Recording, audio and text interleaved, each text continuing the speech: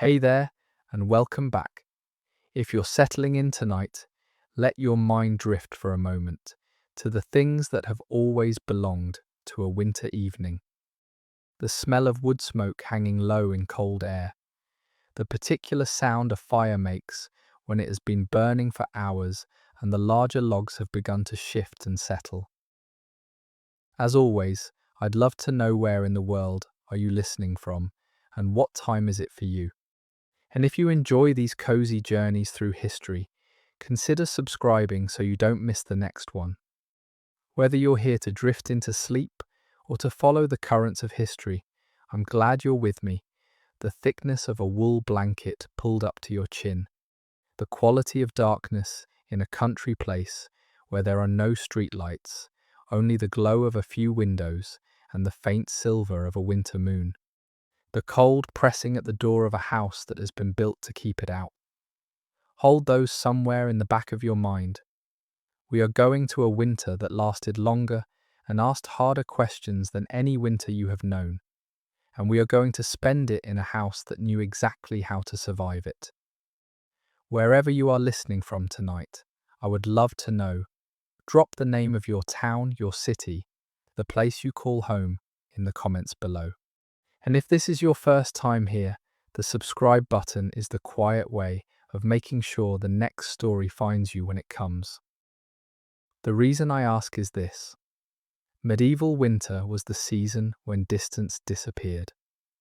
The roads froze, the travel stopped, the village turned inward.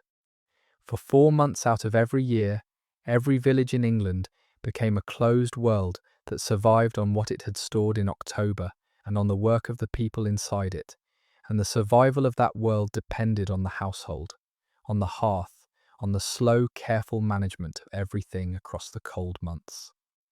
We are going to spend this evening, and several more, inside one of those households. Wherever you are tonight, you are part of a much wider gathering than the one in the village we are about to visit. They could not know you. We can know them.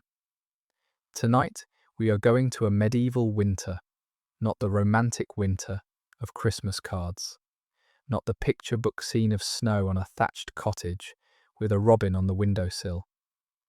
The actual thing, 4 months of cold so deep it killed the very young and the very old as a matter of statistical regularity. 4 months of food that had been put away in October being slowly drawn down week by week, until by February the question of whether the household had calculated correctly back in autumn became the only question that mattered. 4 months of dark so long it shaped the rhythms of a working day that began before sunrise and ended before supper time. 4 months when the village was not a village in the modern sense, with cars going in and out and the wider world a phone call away, but an isolated unit of perhaps 30 households that had to feed itself, warm itself, treat its own sick, and bury its own dead, with whatever it had inside it, and whatever the surrounding fields and woods could still provide. The village is Cuxham. The county is Oxfordshire. It is a settlement in the Chiltern Hills, perhaps 30 households, surrounded by chalk uplands and beech woods, held by Merton College in Oxford, which has owned the manor since 1268 and will continue to own it for many centuries to come. The records of Cuxham survive in extraordinary completeness for the late 13th and 14th centuries. We know the tenants, we know the rents, we know the harvests, the disputes, the deaths, the prices of hens and eggs and labour services owed to the Lord.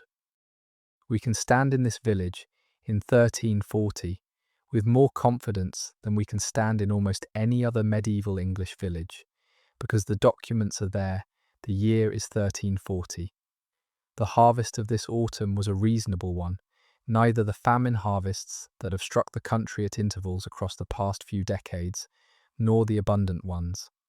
The barns are filled at moderate levels, the grain stores are calculated, the autumn slaughter is approaching.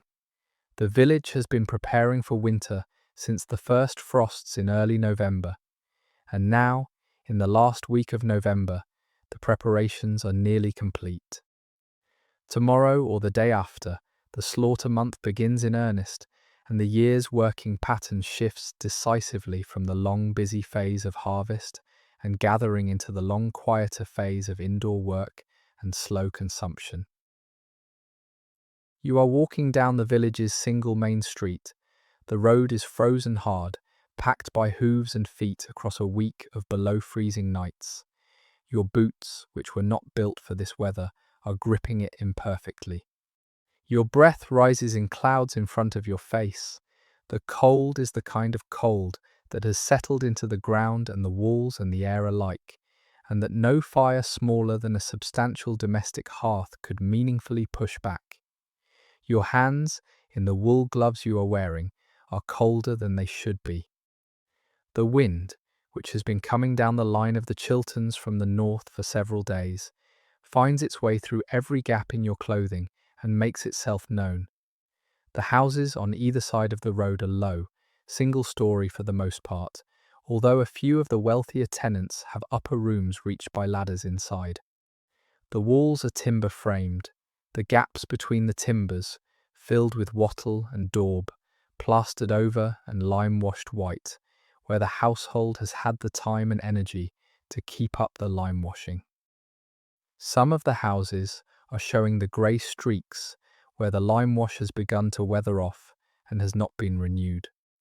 The roofs are thatched, the thatch dark with damp, in some places newly repaired and showing the lighter colour of fresh straw, in others thinning at the eaves where another winter's wear is beginning to show.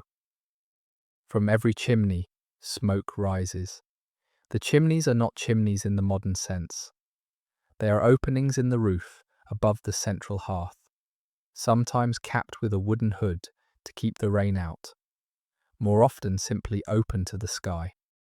The smoke that rises from them is grey and thick and smells faintly and constantly of wood and of the slightly sweeter note of burning peat, which a few of the households use because the peat from the wetter ground to the south is cheap and burns slow.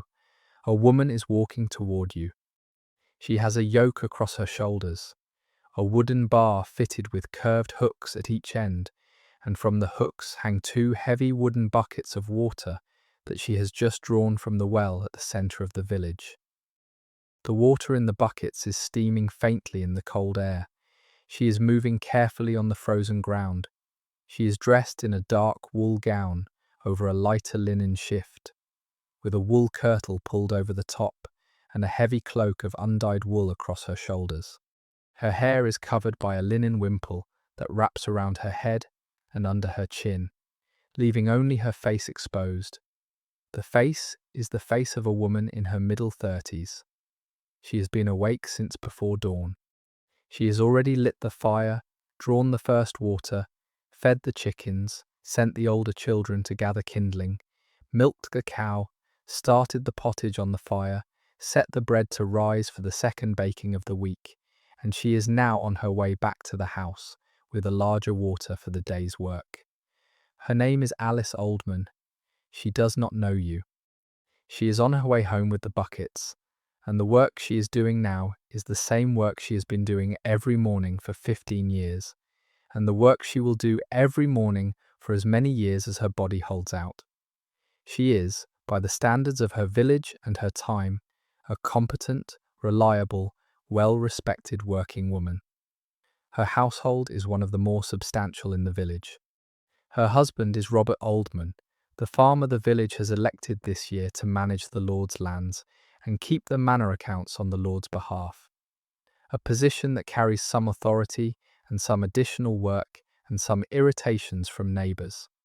But that is, on the whole, an acknowledgement of his standing. Alice has 4 living children, 2 boys and 2 girls, ranging from 12 to 4. She has buried 2 more, a son in his 2nd year and a daughter who lived 3 days. She is pregnant, although it is too early to be certain, with what will be a 5th living child if the winter is kind to her. She is the woman through whom we are going to walk through this winter, and the work she does between now and the first day of spring, ploughing in March, is the work the script is going to follow, day by day and week by week, until the cold breaks. She passes you without seeing you. She is preoccupied with the careful placement of her feet on the frozen mud. The buckets sway slightly with her steps, and the water in them shifts, but does not spill, because she has been carrying buckets like these on a yoke like this since she was 8 years old, and the rhythm is in her body. She turns through a low gate into a yard at the front of a house, perhaps 2/3 of the way down the village street. She sets the buckets down. She lifts the yoke from her shoulders and props it against the wall. She rolls her shoulders once. She picks up the buckets again, one in each hand, and goes through the door of the house. You follow her through the gate. This is the house we are going to spend the winter in. It is one of the larger houses in the village, although by modern standards it is small. A single main room, perhaps 20 feet by 15, with a stamped earth floor and a central hearth set in a stone-rimmed pit at the middle. At one end of the main room, separated from it by nothing more than a low wooden partition, is the byre, the part of the building where the cow and the smaller livestock are kept through the winter. At the other end is a slightly raised platform with a curtain hung across it that constitutes the family's sleeping area, with the parents on a wooden bed frame filled with straw and the children on pallets on the floor beside them. There is a lean-to off the back of the house, accessible through a low door that serves as a dairy and a brewery and a general workshop. There is a loft above the main room reached by a ladder, where the older boy sleeps in the warm weather and where various household goods are stored. There is no upstairs room. There is no separate kitchen. The fire on the central hearth is the kitchen, and the smoke from it rises through the open louver in the roof above and goes out into the cold. This is the entire house. 5 people will spend most of the next 4 months inside it, in close company with each other and with the cow and the chickens and the pig. And the work of running it across that period is the work that Alice has been doing since she was married into it at 19 sit. The smell as you step inside is a particular medieval smell that takes a moment to settle into. Wood smoke, certainly, the animals at the far end of the room, the pottage on the fire, which contains barley and onions and a piece of bacon, and the herbs Alice dried in October. The straw on the floor under the family's pallets, which is changed every 2 weeks and was last changed 6 days ago. The damp wool of cloaks hanging on pegs by the door, the faint sweet note of the malt that has been drying in a basket by the hearth for the brewing Alice will do at the end of this week. The yeast smell of the bread rising in a covered pot near the warm stones at the edge of the hearth. The smell of children, and human and persistent. The smell of the cow at the far end, which is not unpleasant, but is unmistakable. All of these layered together into a single household smell that is so to this house and this time of year that any returning member of the family would recognize it before their eyes had adjusted to the dim interior light. The dim interior light is its own thing. The fire on the hearth is the main source. 2 candles burn in iron sconces on the walls. Tallow candles, the cheap kind that smoke and smell faintly of mutton fat, used because Alice needs them to see what she is doing as she works. The 2 windows on either side of the door admit some of the grey winter light from outside, but the windows are not glazed glass, is the privilege of churches and the great houses of the wealthy, and the wooden shutters that close them at night are partially folded back to admit light at the cost of admitting cold. The total illumination of the room, on a grey November morning, with the fire burning low and 2 tallow candles, is what a modern eye would describe as half dark. Alice and her family see by it perfectly well, because they have been seeing by it all their lives. You stand just inside the doorway. Alice has set the buckets down by the hearth. She is now bending over the pot of pottage, stirring it with a long wooden spoon, lifting the spoon to taste, adding a pinch of salt from a wooden box on the shelf above the hearth. Stirring again, the two younger children, the 4-year-old girl and the 7-year-old boy, are sitting on a wooden bench near the fire, with a wooden bowl between them, eating the morning's portion of pottage. The older girl, 10, is at a table by the window grinding something in a mortar herbs, you think, perhaps the dried sage or the rosemary that hangs in bunches from the rafters above. The oldest boy, 12, is not in the house. He has gone with his father to the Lord's barn, where the morning's threshing of last week's wheat is in progress, and where the boy is being taught the work that his father has been doing since he was the same age. This is the household at the end of November, in the year of our Lord 1340. This is the unit that will pass the winter together. And what we are going to do, across the rest of the evening and the evenings that follow, is watch what they do, day by day, as the cold deepens and the dark lengthens and the food slowly diminishes, until the first warm wind comes up the valley from the south and the world begins to work again. Get comfortable. The fire is laid. The pot is on. The cold outside is real, but we are inside now. And the inside, against the considerable testimony of the outside, is warm enough to live in, which is in the end the entire ambition of the medieval winter household, and the work we are going to watch is the work that makes it possible. There is an order in which the day at Alice Oldman's house unfolds, and the order is not casual. Every household in the village runs on a similar schedule, with variations for the wealthier or poorer or larger or smaller households, but the basic shape of the day in late November of 1340 is the shape that every working medieval English peasant household has followed for centuries, and the shape it will continue to follow, with adjustments, for centuries more. Understanding this shape is the foundation of everything else. The rhythm is the survival. So we are going to walk through it. Not abstractly, specifically, hour by hour. From the moment Alice opens her eyes in the dark before dawn to the moment she closes them again at the back end of a long working day.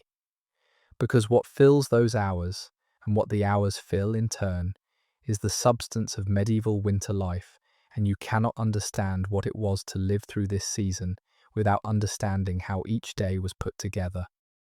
Alice opens her eyes at what would be perhaps 4 in the morning by a modern clock, although there is no clock in the house and Alice is not measuring time by hours. She is measuring it by the body.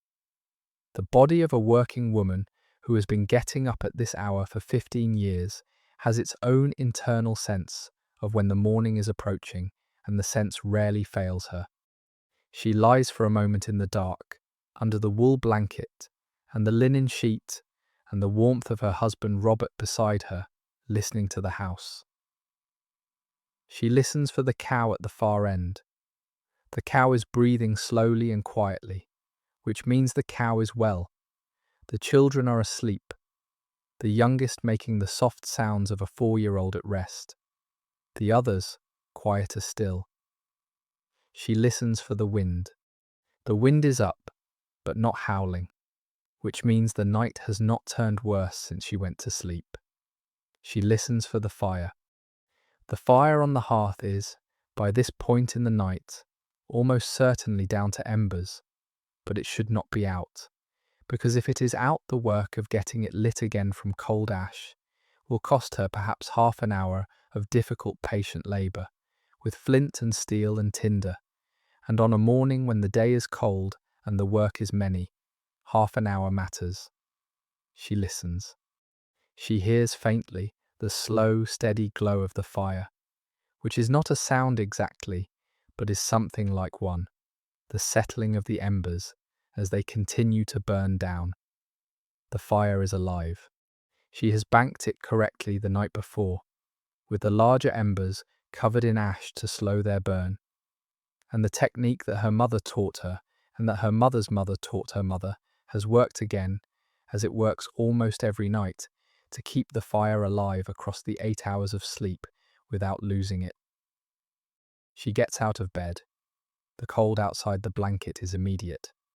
She has slept in a wool shift and stockings, the sleeping clothes of a married woman of moderate standing, and she now adds a heavier wool gown and a wool kirtle pulled over the top, dressing rapidly in the dark with the practiced movements of someone who has done this exactly the same way for 15 years.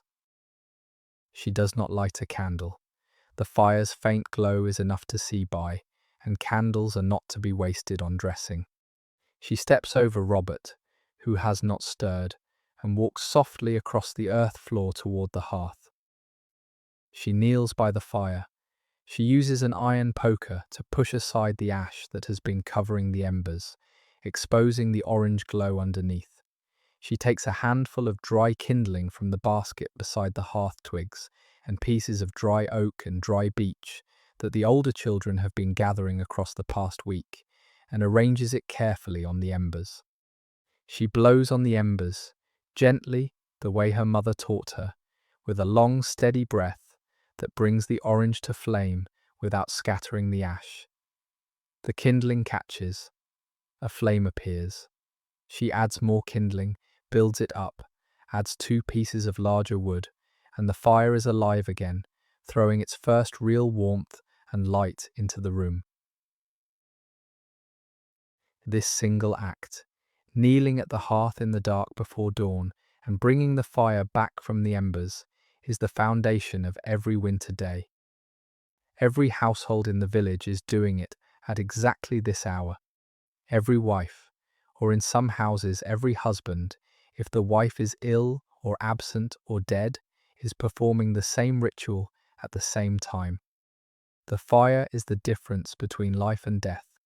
Without it, the house cools to outside temperature within a few hours, and a house at outside temperature in November in the Chilterns is a house that no human being could survive in for long. The fire makes the house. The fire built up. Alice goes through her opening sequence.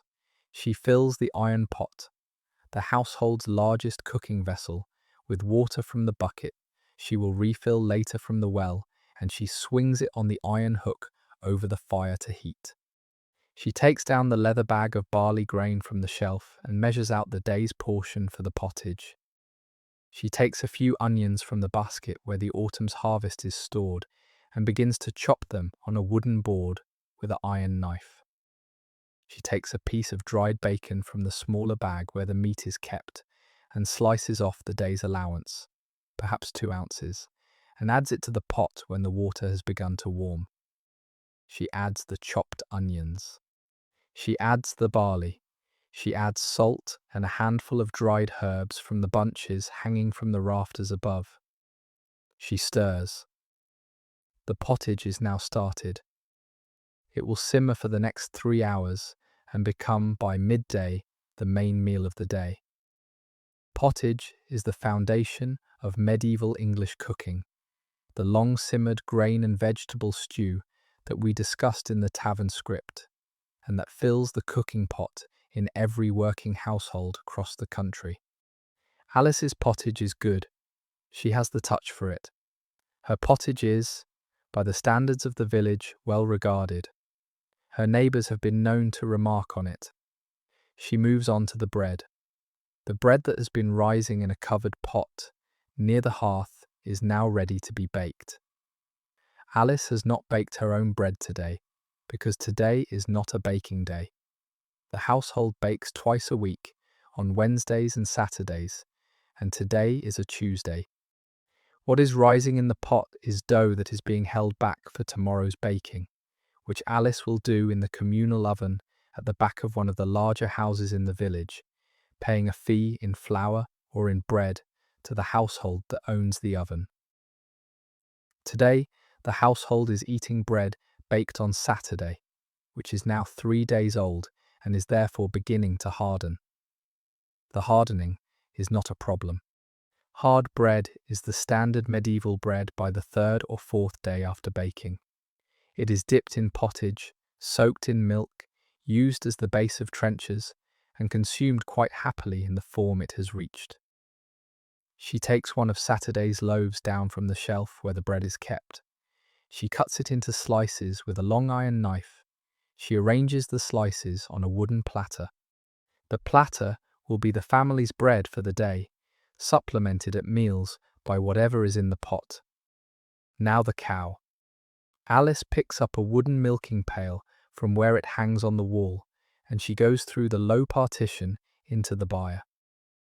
The cow is standing patiently in her stall, where she has been since dusk yesterday, and where she will remain for most of the winter, only being let out briefly into the fenced yard at the back of the house when the weather permits.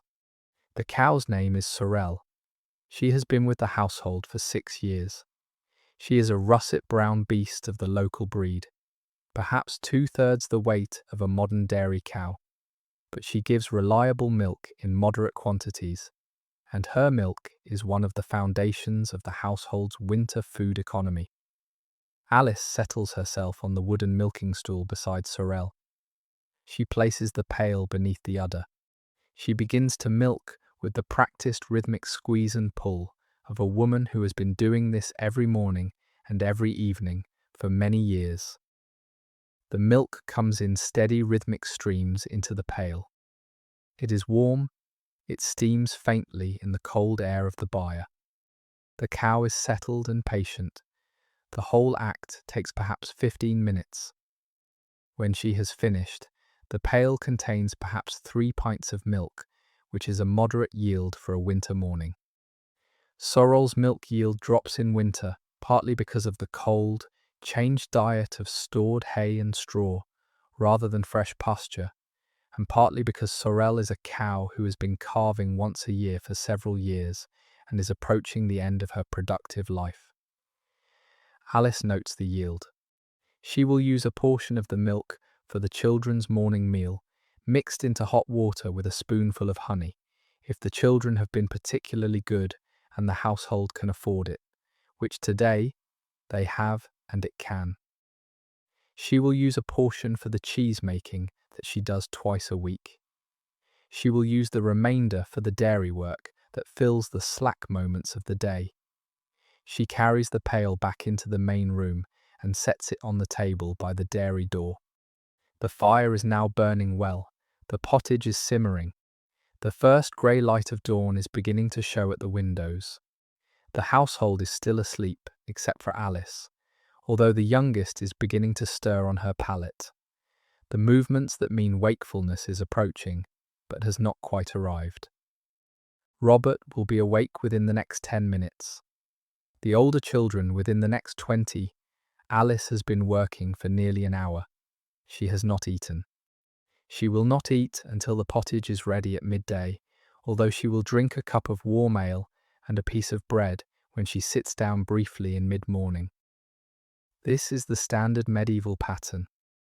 The working day begins fasting and continues fasting until the main meal at noon. The body adjusts to it, although the adjustment is harder in winter when the body is already burning more calories simply to keep warm. She sits down for a moment on the bench by the fire. She allows herself one moment of stillness before the rest of the day begins. The fire warms her face. Her hands, which were cold when she first knelt at the hearth, are now warm. The pottage is filling the room with its smell. The cow has been milked. The bread is sliced. The fire is built. The morning's foundational work is done. She is, in this moment, content. The contentment is enough that someone watching from outside might not register it. There is no expression on her face, particularly her shoulders, which have been hunched forward across the work of the past hour, have dropped slightly. Her hands, which have been moving steadily, are now still resting in her lap. Her breathing, which is something she does not normally pay attention to, has slowed by a fraction. These are the only outward signs. But Alice knows the feeling, because she has felt it most mornings of her married life at exactly this moment, and she knows what it is. The reward of having got the morning's work to the point where the household can begin its day with the foundation in place. The fire built, the pottage on, the cow milked, the bread set. Everything that matters in the morning's first hour has been done, and the rest of the day, although it will bring its own tasks, will not feel as urgent as the first hour does. The morning is now the household's, not the dawn's. The dawn is what makes the work hard. The household is what the work is for. The contentment is real. It is not the contentment of a person who has nothing to worry about. Alice has many things to worry about. The food stores will need to last another 4 months. The youngest has had a cough for 3 days that has not yet developed into anything serious but might. The older boy is being trusted with adult work for the first time, and Alice is anxious about whether he will manage. Robert has been quieter than usual for the past week, and Alice has not yet asked him why. The household is solvent, but not abundant, and any unexpected bad luck, a fire, a death, a sick cow, could push them toward genuine difficulty. But for this moment, sitting by the fire with the morning's work begun and the household around her safe and the smell of the pottage filling the room, she is content.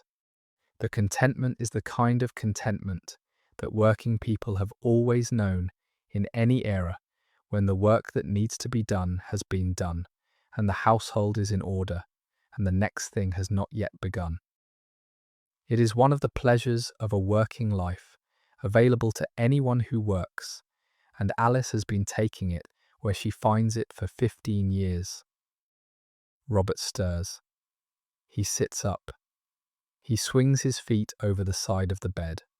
He pulls on his outer wool gown over the linen shift he sleeps in.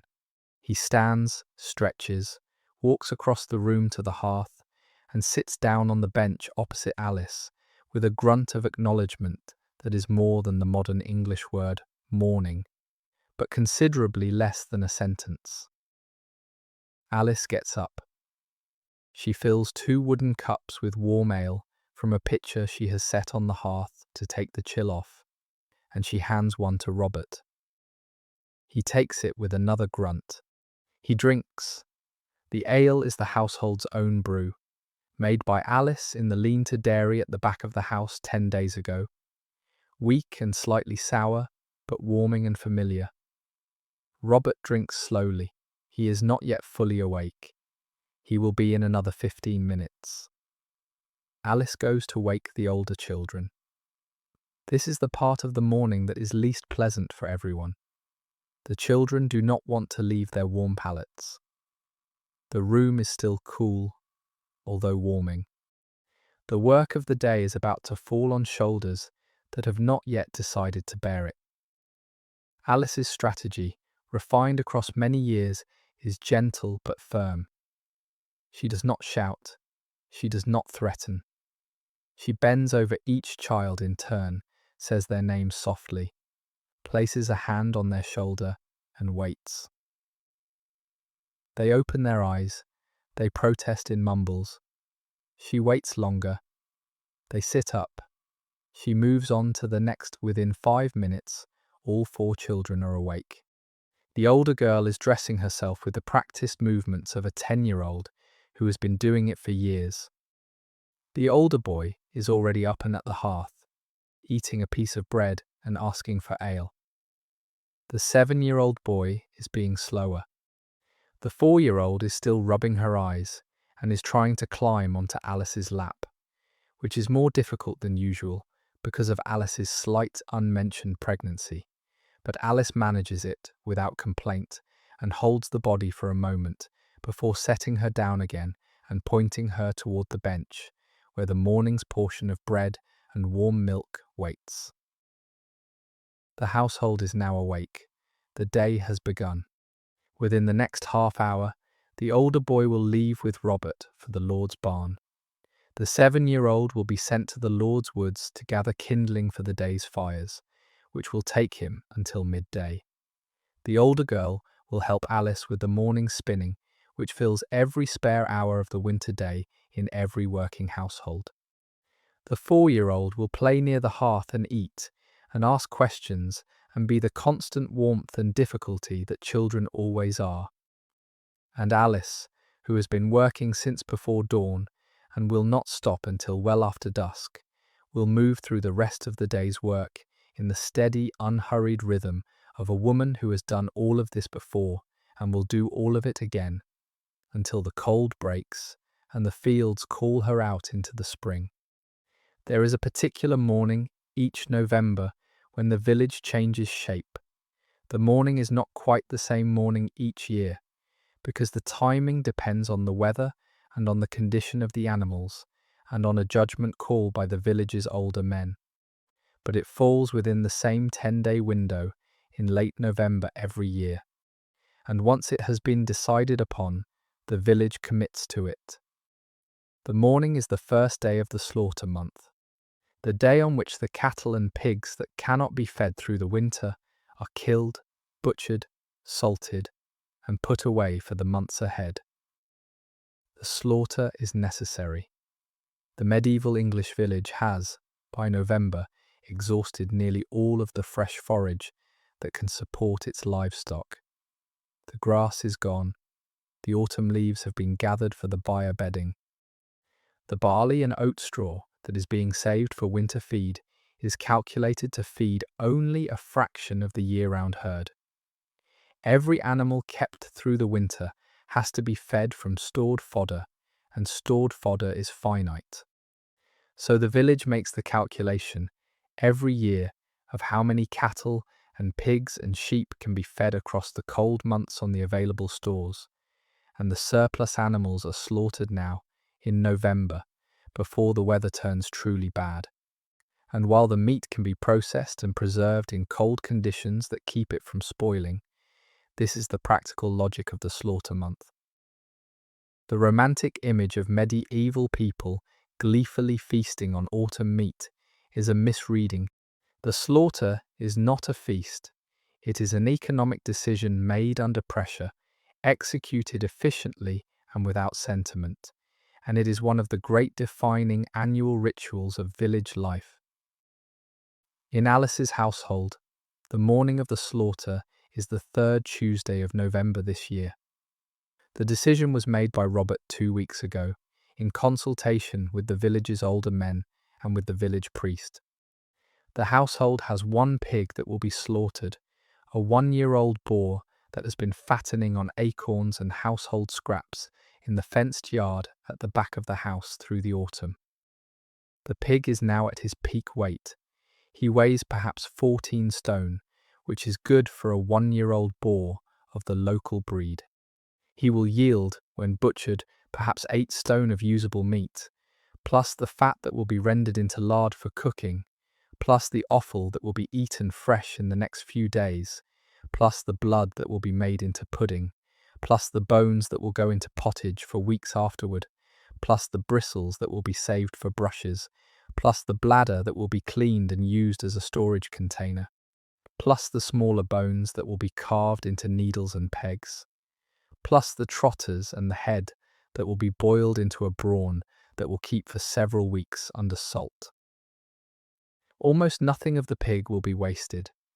This is the medieval principle of the slaughter, and it is a principle that the household has been refining for generations. Every part of the animal has a use. Every part is accounted for in the calculation that has placed the pig at the centre of the household's winter food economy. The morning of the slaughter, Alice gets up at the same hour as always. The day begins as every day begins. The fire is built up. The pottage is started. The cow is milked. The children are woken. But there is, in the air of the household, a particular quality of focused readiness. Robert has been up earlier than usual, sharpening the slaughtering knives at the grindstone in the lean-to. He has set out the wooden trestles where the butchering will be done. He has brought in the large wooden barrel that will hold the salting brine. He has fetched, from the storage shelf at the back of the dairy, the heavy wooden mallet that will be used to stun the pig before the throat is cut. The slaughter itself takes place in the yard at the back of the house. Robert and his older brother, who has come over from the next village this morning to help, do the actual killing. Alice and her older daughter handle the immediate processing. The work is done with practiced efficiency and without any drama beyond what the necessity demands. We will not linger on the moment of the killing itself, except to note that it is done quickly with the experience of men who have been doing it every November for 30 years, and that the pig is dead within seconds of the work beginning. The blood is caught in a wooden bowl as it runs from the throat. The blood is important. It will be used later in the day for the blood pudding that is one of the household's main foods of the next week. Once the pig is dead, the work shifts to butchery, and the butchery is what occupies the rest of the morning and a substantial portion of the afternoon. The carcass is hung from a wooden frame in the yard. The bristles are scraped off with the back of a knife. The skin is opened along the belly.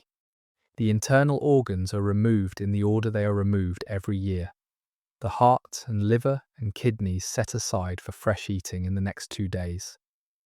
The intestines cleaned by Alice's older daughter at the well, who washes them out with cold water in a process that takes the better part of an hour, and that produces, when she is finished, the casings into which the sausages will be stuffed later in the day. The carcass is then split along the spine with an axe. The 2 halves are taken inside and laid out on the wooden trestles in the main room of the house. The trestles have been covered with clean linen cloths. The fire has been built up to give better light. Robert and his brother begin the work of cutting the meat into the portions that will be preserved in the ways that each part of the pig requires. The hams from the rear legs will be salted and hung in the chimney to smoke for several weeks. The shoulders will be salted and stored in the brine barrel. The loins will be cut into portions and packed in salt in earthenware jars. The belly will be salted and dried. The thinner cuts of meat will be made into sausages with the addition of fat and salt and the herbs Alice dried in October, stuffed into the casings that her daughter has prepared, tied off into links, and hung from the rafters above the hearth to dry. The fat from around the kidneys and the back will be rendered slowly in a large iron pot over the fire, producing pure white lard that will be cooled in earthenware jars and used for cooking across the coming year. The work goes on. By midday, the household has not eaten. There is no time. The pottage that has been simmering on the fire is lifted off and put aside. The hearth is needed for the rendering of the fat. The whole house is given over, for this one day, to the processing of the pig. The children help. Even the 4-year-old is given tasks she can manage, fetching this, holding that, carrying clean cloths from one place to another. The 7-year-old is helping his father with the cutting under careful supervision. The 10-year-old has been at the well for an hour and is now back at the house, helping her mother salt the cuts that have been laid out on the trestles. The older boy is at the Lord's barn this morning, despite the slaughter, because the Lord's threshing cannot pause for one tenant's pig, and he will only join the family in the afternoon when the Lord's morning work is finished. This is family work in the truest sense. Every member of the household is contributing to the day's task. The work is exhausting, the kind of exhausting that comes from many hours of detailed manual labour with sharp tools and heavy carcasses, and Alice will be sore tomorrow in places she had forgotten she had muscles. But the work is also satisfying. The pig that was alive at dawn is, by mid-afternoon, transformed into the food that will keep the household alive through January and February. There is a particular satisfaction in this transformation that is hard to describe to anyone who has not lived it. The slaughter is brutal. The slaughter is also an concrete victory against the winter. The household has, in this single day's work, secured a substantial portion of its winter food supply. By the time the sun sets, perhaps at 5 in the afternoon at this latitude, in late November, the work is mostly done. The hams are hanging in the chimney, beginning the long smoke that will cure them across the next several weeks. The brine barrel is full of shoulders. The earthenware jars are packed with salted loins and belly. The sausages hang in long strings from the rafters. The lard has been rendered and is cooling in jars. The blood pudding has been made and is wrapped in cloth and hanging beside the sausages. The brawn is simmering in a large pot over the fire and will be left to set overnight in a wooden mould. The fresh organ meat, the heart, the liver, the kidneys is being cooked for tonight's supper. This is the only night of the year on which the household eats this much fresh meat at one meal, because the organs do not preserve well and must be eaten quickly, and the household has more of them at once than it can comfortably store. The supper, when it comes together at dusk, is a feast in the truest sense. Liver fried in lard with onions, heart stewed with herbs, kidneys grilled briefly over the embers, a piece of bread for each person to soak up the juices, ale to drink. The whole family sitting together at the trestle in the main room, with the fire high and the smell of the day's work still hanging in the air, eating with the particular hunger of people who have been working since dawn and have not stopped to eat properly all day. Robert says grace before the meal, the short Latin grace that the village priest has taught the village to say. The children mumble it along with him. Alice says it. The brother, who has come over from the next village to help, says it. They all cross themselves. They begin to eat. This is the slaughter day's reward. Not the meat in the storehouse, although storehouse is the practical reward and the one that matters for survival. The reward at this moment is the meal, the family around the fire, the day's work done, the winter's food secured, the smell of the cooking offal and the warmth of the fire and the quiet noises of children eating with full attention. Alice eats slowly. She is exhausted. The day's work has taken a particular toll on a body that is, although she has not told Robert yet, beginning to be pregnant. She will be more tired tomorrow than she should be. But for now, she is eating, and her family is around her, and the pig that was a problem this morning is now a solution. And the household has done what the medieval winter requires of every household in November, which is to commit one of its animals to the storeroom in exchange for the right to eat across the months ahead. The brother will leave tomorrow morning, taking with him a portion of the meat as payment for his help. The household will spend the next several days finishing the processing, the sausages tied, the brawn turned out of its mould, the bristles cleaned and bundled, the bones boiled for soup stock. By the end of the week, the work will be complete, and the pig that was alive on Tuesday will be, by Sunday, fully transformed into the various forms in which the household will eat him from December through to March. This is the rhythm of the medieval winter household. The slaughter month sets the foundation. Everything that comes after the cooking, the eating, the slow drawing down of the stores depends on the work that is done in this single week. And the woman who has organized the work, who has chopped and salted and stuffed and hung and rendered and supervised and managed, is the woman whose competence has, in the most literal sense, fed her family through the winter. She is now nearly asleep at the trestle. Robert notices. He stands up. He clears the table. He sends the older children to do the same. He helps Alice up from the bench, gently, in a way that suggests he has noticed something she has not yet told him, although he does not say anything. He walks her to the bed. She lies down. She is asleep before her head touches the pillow. The fire has been damped down for the night. The house is quiet. The cow at the far end of the room shifts in her stall. The smell of the day's work is still everywhere. Outside, the first snow of the winter is beginning to fall. There is something I want to spend some time on, because it is the central technology of medieval winter survival, and because almost no popular history really sits with what it actually involved. The hearth. The hearth in Alice's house is not a fireplace.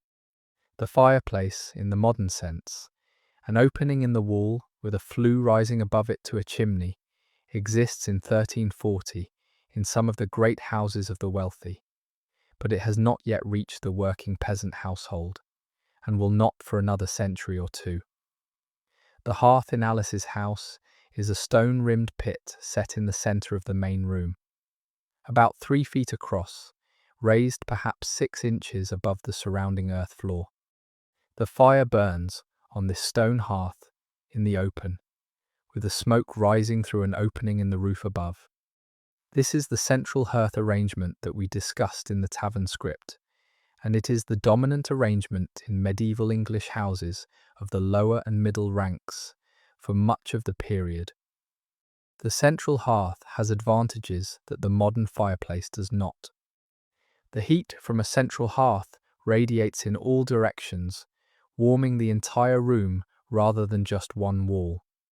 A pot can be hung over it from a chain or set on a tripod, and food can be cooked at multiple points around the fire simultaneously. The family can gather around it on all sides, sharing the warmth equally.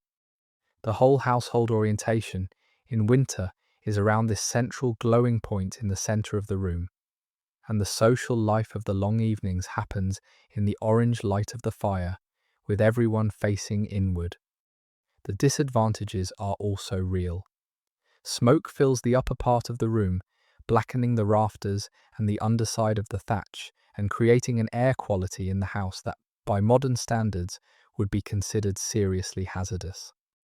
The respiratory health of medieval peasants, who spent 4 months of every year inside a smoky house, was not good. Bronchitis was endemic. Eye infections were common. The smoke was the price of the warmth, and the price was paid with the body. There were partial solutions.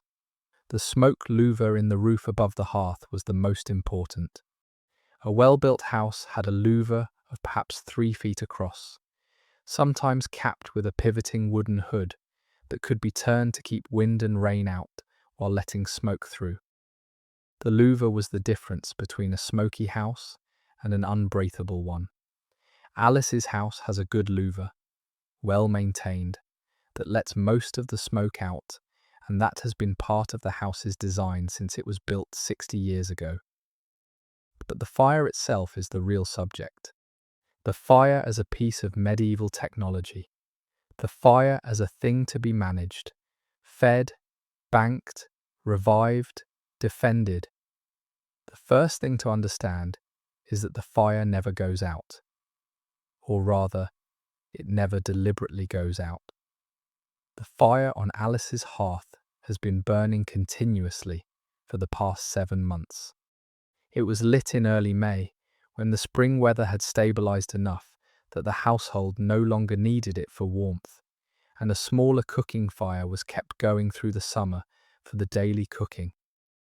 Across the autumn, as the nights cooled, the fire grew. By early October, it was burning through the night again, banked at bedtime and revived at dawn.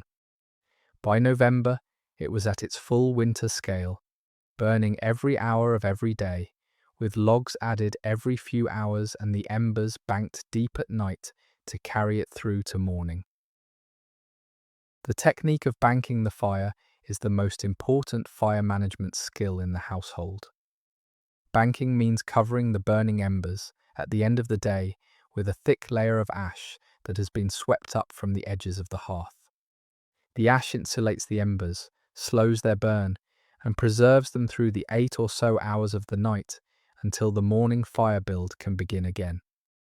A well-banked fire produces glowing embers in the morning that need only a handful of kindling and a steady breath to wake them back into flame. A poorly banked fire produces cold ash, and the morning fire build starts from scratch with flint and steel and tinder, which is a much harder task in the dark and the cold of a winter morning. Alice has been banking fires since she was a child. The technique is in her body. She knows how thick to layer the ash, where to place the largest embers to ensure they burn slowest, how to angle the airflow so that just enough oxygen reaches the embers to keep them alive without consuming them.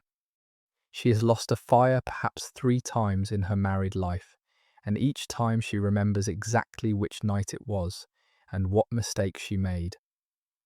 The fuel is the second thing. The fuel is wood primarily, with peat for slow burns when the household has access to it.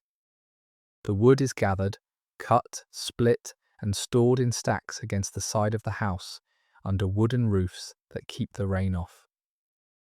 The 7-year-old boy has been gathering kindling since he was old enough to walk into the woods alongside his older brother. The older boy now does the heavier work of cutting fallen branches into logs, which he does with an axe in the wood at the edge of the village. Robert does the largest cutting, the felling of dead standing wood and the splitting of the largest logs, which he does with an axe and a wooden maul on weekend afternoons across the autumn. The household estimate is that they need to consume perhaps 800 or 900 pounds of wood across the 4 winter months. This is a substantial quantity. It represents many hours of cutting and gathering across the late autumn. The stack against the side of the house is now near its peak height, perhaps 6 feet tall and 10 feet long, and it is the household's most visible economic asset, alongside the cow and the salted meat in the storeroom. A household with a wood stack in late November is a household that will be cold by January.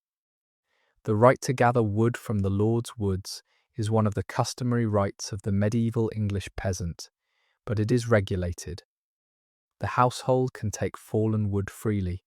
They can take dead branches. They cannot take living trees without permission, and they cannot take wood that the Lord has marked for his own use.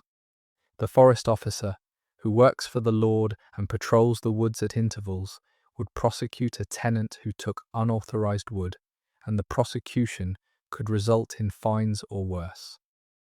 So the gathering is done within the rules, and the rules are well understood by everyone in the village, and the system, on the whole, works. The third element is the management of the fire across the day. The fire is not a single constant flame. It is a complex thing with different needs at different hours, and the woman who tends it spends a substantial portion of her working day attending to it. In the morning, after the initial fire build, the fire needs to be at moderate heat for the cooking of the breakfast pottage and the warming of the room. By mid-morning, when the cooking is done, the fire can be allowed to burn down somewhat to conserve fuel. By midday, when the dinner pottage is being heated, the fire is built up again. The afternoon, when the household is mostly working at indoor tasks, requires moderate heat. The evening, when the family gathers and the supper is cooked, requires the fire's peak intensity. By the time the household goes to bed, the fire is being damped down and banked for the night. Alice manages this rhythm without thinking about it. She adds wood when the fire is too low. She rakes embers when the fire is too hot. She moves the iron pot toward the center or the edge of the hearth, depending on whether she wants its contents to simmer or to hold steady. She positions the kettle on the hook above the hearth at the right height. She uses the long iron poker to nudge logs into better positions when they have burned unevenly. The fire is also, on long winter evenings, a source of light. The household's candles are scarce and expensive. Tallow candles, the cheap kind made from rendered animal fat, are produced by the household twice a year from the fat of the slaughtered pig. They burn smokily and smell faintly unpleasant, but they are the household's main artificial light source apart from the fire itself, and they are carefully rationed across the winter. Beeswax candles, the better kind, are too expensive for an ordinary peasant household and are reserved for the church. So in the evenings, the fire's flame is the household's main source of light. The family gathers around it. The work that requires good light, Alice's spinning, the older girl's mending, Robert's whittling of wooden tools, is done in the firelight, with the candles supplementing it only at the edges. The fire is also, on the coldest nights, the household's only barrier between the family and serious cold injury. There are nights in January and February when the temperature inside the house, away from the fire, drops to near freezing. There are nights when ice forms on the inside of the wooden shutters. On such nights, the family sleeps as close to the hearth as the house allows, with extra wool blankets, with the cow at the far end of the room, contributing what body heat she can. The fire on those nights is banked particularly carefully, with extra ash and extra attention. A fire lost on a January night could mean the death of the youngest child by morning. The stakes are not metaphorical. This is what the hearth is. Not a quaint feature of a romantic medieval interior. The household's central life support technology, the thing without which the winter cannot be survived.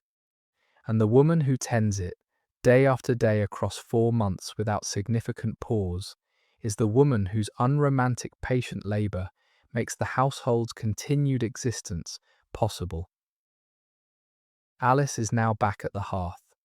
The day after the slaughter, she has been moving more slowly than usual, partly from the previous day's exhaustion and partly from the constant fatigue of the early pregnancy that she has not yet announced. She is sitting on the bench beside the fire, doing the day's spinning. The wool comes from the household's own sheep, which Robert keeps on the strips of common land along the village edge, and which were sheared in May. The wool has been carded and prepared by the household women across the autumn. Alice is now spinning it into thread on the wooden distaff and spindle that have been her grandmother's, her mother's, and now hers, and that she has been using since she was perhaps 6 years old. The spinning is the constant work of the medieval woman. Every spare moment of the day, when no other task is demanding her attention, the woman spins. The thread that results will be woven by Alice or by a weaver in the village into cloth that will eventually be made up into clothing for the family. The whole textile economy of the medieval household runs on this constant low-intensity work that fills every interstitial moment between other tasks. A woman who is not spinning is wasting the time she could be using productively, and Alice has been trained into the rhythm so deeply that she barely notices she is doing it. The fire is at moderate heat. The pottage is simmering for the midday meal. The 4-year-old is playing with a wooden doll near the hearth, talking quietly to herself in the private narrative game that children play. The 10-year-old is at the table by the window, sewing a patch onto one of her brother's tunics. The 7-year-old is at the Lord's woods with the older boy gathering kindling. Robert is at the Lord's barn. The morning is quiet. The smell of the slaughtered pig still hangs faintly in the air, but it is fading, and the smell of the simmering pottage is gradually replacing it. Alice spins. The spindle drops slowly toward the floor as the wool feeds onto it from the distaff in her left hand. When the spindle reaches the floor, Alice winds the new thread onto the spindle and sets it spinning again. The motion is so familiar, she does not look at it. Her eyes are on the fire. She is thinking about nothing in particular. She is, in this moment, simply doing the work, and the work is, in its quiet, patient, repetitive way, what a medieval winter morning consists of. This is the rhythm we are going to follow, not the dramatic moments, the constant ones, the fire being tended, the thread being spun, the pot being stirred, the child being soothed, the wood being added, the day passing. Across the 4 months of winter, this is what the medieval household actually consisted of, hour after hour, week after week, until the cold finally broke. And the woman doing it is the woman through whom the work of the household and the survival, the very possibility of the household making it to spring, was held together. There is something to be said about the dark, because the medieval winter is more than anything else a modern visitor would notice. Dark. Not the partial dark of a modern night with streetlights and electric windows, not the manageable dark of a night with a torch in your hand. The full, unbroken, interior dark of a world before electric light, in a season when the sun rose at perhaps 8:15 in the morning and set 4 in the afternoon, and when the 16 hours between sunset and sunrise were lit only by what you could afford to burn. The shortest day of the year, December 21st, is approaching. Cuxham is at 51 degrees north latitude, which means the day on December 21st will provide perhaps 8 hours of sunlight from sunrise to sunset, although the sunlight in late December is often filtered through cloud and rarely produces the kind of brightness that a modern indoor space would consider adequate. The other 16 hours of the day are dark, and they are dark in a way that no modern person has ever fully experienced, because no modern person lives in a world without electric light somewhere in it. The dark is the second great winter problem. The cold is the first, the hunger is the third, the dark is the second. The household's light economy is therefore one of the central economic calculations of the winter. Tallow candles, made from the rendered fat of the autumn slaughter, are produced by Alice in batches of 20 or 30 at a time, twice a year. The making is laborious. The fat is melted in a pot over the fire. Long lengths of cotton or hemp wick are dipped into the molten fat, repeatedly allowed to cool between dippings, dipped again and again, until each wick has built up a layer of fat, thick enough to burn for several hours. The candles are then hung in pairs from a wooden rack to harden completely. The whole batch takes a full day's work, and the resulting candles will last the household for perhaps 3 months of moderate use. Tallow candles burn smokily and produce a yellow flame that is significantly dimmer than a modern candle. They smell faintly of mutton fat. They drip steadily, especially in a draughty room, and the drips have to be caught in dishes placed beneath the candle holders. They are the cheap option. Better candles, made of beeswax, are clean-burning, brighter, and produce a pleasant honey scent, but they cost perhaps 4 times as much as tallow candles and are reserved in Alice's household for the church and for special occasions like Christmas Eve. Most households like Alice's burn tallow throughout the year and reserve their stock of beeswax for the most special days.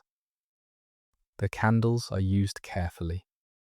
Alice burns 1 candle in the early evening when the family is gathered around the hearth and the light from the fire is supplemented by the candle on the table where she or the older girl is doing close work. A second candle is sometimes burned on the opposite side of the room if Robert is doing his own close work, whittling, mending leather, sharpening tools at the bench by the window. By the time the family goes to bed, perhaps 2 hours after dusk, both candles are extinguished and the room is dark except for the firelight. The firelight is the household's continuous light through the evening.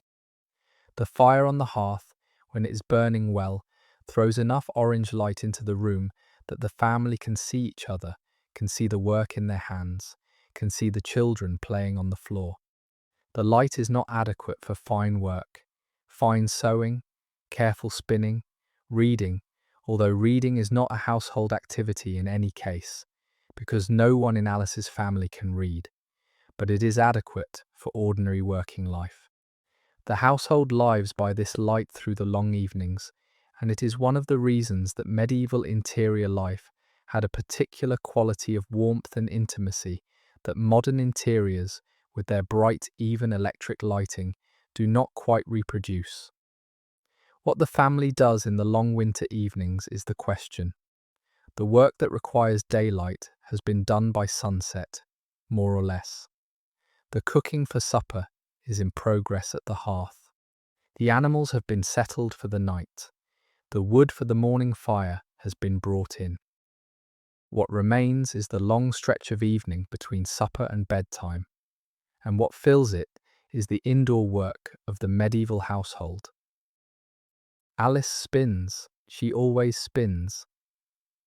Even in the firelight, the spinning is something her hands can do without seeing clearly, and the thread is added to the spindle steadily as the evening goes on. Robert whittles or mends. He has a box of wooden objects that need attention, a broken handle on a kitchen knife, a wooden peg that needs replacing in the byre wall, a section of harness that has cracked and needs to be repaired. These repairs are the work that fills his evenings, and the box never fully empties because the household always has things that need fixing. The older girl mends clothing. The household's wool gowns and linen shifts are constantly developing holes and tears that need patching, and the work of patching is done by lamplight and firelight in the long evenings. The older boy, when he is home, helps his father with the wood-related work, or sits and listens to the conversations of the older household members. He is at the age 12, when he is being treated more like an adult and is expected to participate in the evening's quiet work rather than to play. The younger children play. The 7-year-old has wooden toys that he and his older brother have carved across the previous summer. The 4-year-old has her doll, made from a piece of cloth wrapped around a wooden frame and dressed in scraps of leftover wool, given to her by Alice on her last birthday. The children play near the hearth, in the warmth and the light, until they are tired enough to be put to bed. This is the medieval winter evening. Quiet, productive, gathered, lit by fire and a single candle. The talk is intermittent. People are working.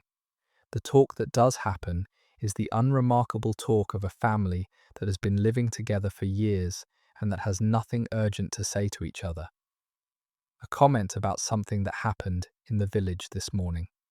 A question about whether the salt in the brine barrel is enough for what is left of the slaughter work. A remembered story about a relative who is no longer alive. The piece of news that one of the children has brought home from the village street.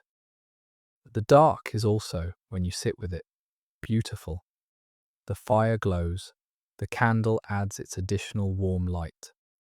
The room outside the firelight is dim, full of soft shadows, and the children's faces in the firelight are the warm, rounded faces of children at peace. The smell of supper coming from the pot, the ordinary noises of a family at rest, the patient, steady work of the women's hands. There is a quality to a medieval winter evening that has not really survived into modern interior life, because the modern interior is too well lit, too well heated, too distractible, too connected to the wider world. The medieval evening is concentrated in the room. The room is concentrated around the fire, and the dark presses against the windows and against the door and against the walls, but it does not get in. The wattle and daub holds it out. The wooden shutters hold it out. The fire's heat pushes it back. Inside, the household is warm and lit and together. Outside, the night is what it is, and what it is does not concern the household until morning. Alice puts the youngest to bed first. The 4-year-old has been struggling to keep her eyes open for the past half hour. Alice picks her up, carries her across the room to the curtained sleeping area, undresses her down to her shift, tucks her under the wool blanket on the pallet beside the parent's bed. The child is asleep before Alice has finished tucking her in. Alice stands for a moment, looking at her in the dim light. The child's face in sleep is round, warm, peaceful. The hair against the pillow is the colour of old honey. The chest rises and falls with the breath of a child who has not yet learned, and may never learn if the family is fortunate. What real difficulty is Alice goes back to the fire. The other children come to bed in stages over the next hour. The 7-year-old next, then the older girl, then the older boy. Each of them goes through the same routine of being undressed to their shift, being tucked under their blanket, being kissed on the forehead by Alice and by Robert in turn, being told good night. The routine is and unsentimental, but it is consistent. Every night of every week of every year, the children are put to bed by their parents in this same way. The repetition is the love. Robert goes to bed shortly after the children. He is tired. The day has been long and the work has been physical. He undresses, climbs under the blanket, says one short Latin prayer that the priest has taught the village, and is asleep within minutes. Alice stays up longer. She always stays up longer. The fire needs to be banked for the night. The pot needs to be cleaned and put away. The candles need to be extinguished. The day's tasks need to be finished. The shutters need to be checked. The door needs to be barred. These final tasks of the day are her tasks every night, and she does them while everyone else sleeps. When she has finished, she sits for one more moment on the bench by the fire. The fire is now banked, glowing dim under its layer of ash. The room is mostly dark. The family is asleep in the curtained corner. The cow at the far end is settled. The night outside is silent. Alice puts her hands together. She says her own prayers, in English rather than Latin, the prayers her mother taught her and her mother before her. She thanks God for the day. She prays for the children. She prays for Robert. She prays for the household. When she has finished, she stands up. She walks across the dim room to the bed. She undresses to her shift. She climbs under the blanket beside Robert. He stirs, half wakes, puts an arm around her in the protective gesture of a husband who has been doing this for 15 years and is asleep again before she has settled. Alice lies for a moment in the dark. She listens to the breathing of her family. The dark is full and complete. The cold is at the wall. Inside, where she is, the household is whole and warm and asleep. Tomorrow it will all begin again, and she will get up before the others, and the day will fill itself with work, and another portion of the winter will pass. She closes her eyes. The first day of the medieval winter, in a household at the edge of the Chiltern Hills in the year of our Lord 1340, has come to its end. There are many more days like this ahead. The script will not narrate every one. We will move forward through the season at a slightly faster pace from here, but the rhythm of the days that we have just walked through is the rhythm of every day that follows, and you can keep it in the back of your mind as we move on. The household wakes. The fire is built. The work is done. The fire is banked. The household sleeps. Across many such days, the winter passes. December comes, and with it the great festival that the medieval English winter is built around. Christmas. Not the Christmas of greeting cards and shopping malls. The medieval Christmas. The 12 days from Christmas Eve on December 24th through to 12th night on January 5th. The longest sustained festival of the medieval calendar. The pause in the working year that every household, every village, every parish across England observed by tradition and by the order of the Church. Christmas in 1340 begins, properly, with Advent in late November. Advent is a time of fasting, of preparation, of restraint. The Church requires that the 4 weeks before Christmas be observed with reduced consumption of meat and dairy, with attention to penance, with regular attendance at the Advent services. Alice's household observes Advent in the way that most working households observe it, which is to say, with a moderate reduction in meat consumption. The salted pork goes back into the storeroom for a few weeks, and the household eats more pottage, more cheese, more eggs, more fish on the prescribed days, and with attendance at the Sunday services and the additional weekday services that the priest offers across Advent. This part of the season is quiet. Work continues. The household keeps its rhythm, but there is a low background sense of approach, of something coming, of the year turning toward its central celebration. The days grow shorter, the fire burns longer, the family draws closer around the hearth. By the time December 21st arrives, the shortest day of the year, the household has been in the deep concentration of midwinter for several weeks. December 21st is, in the medieval calendar, the feast of St. Thomas the Apostle, the day of the year on which the sun appears to stand still before beginning, slowly, to climb back, the day after which, by ancient observation, the days will lengthen again. The day, in the village's tradition, on which the older women gather at the parish church in the late afternoon and light a single candle at the altar to mark the turn of the year, and the candle is left to burn through the night, watched in shifts by the women, until the dawn of December 22nd, when the new sun is acknowledged and the candle is extinguished. This is one of the village customs that does not appear in any official church document, but that has been observed in Cuxham and in many other villages across England. For as long as anyone can remember, the priest does not officially endorse it. He does not officially forbid it either. The candle is lit. The women keep their vigil. The priest looks the other way. The custom continues. Alice attends the candle lighting this year, as she does every year. She brings with her a plate of honey cakes that she has baked the previous afternoon, which the women share between them through the night. She takes her shift of watching the candle in the hours, perhaps from 2 to 4 in the morning, and she sits in the dark church beside two other women, with the single candle burning on the altar and the cold pressing in through the stone walls and the old smell of the church around them. She prays during her watch. The other women pray.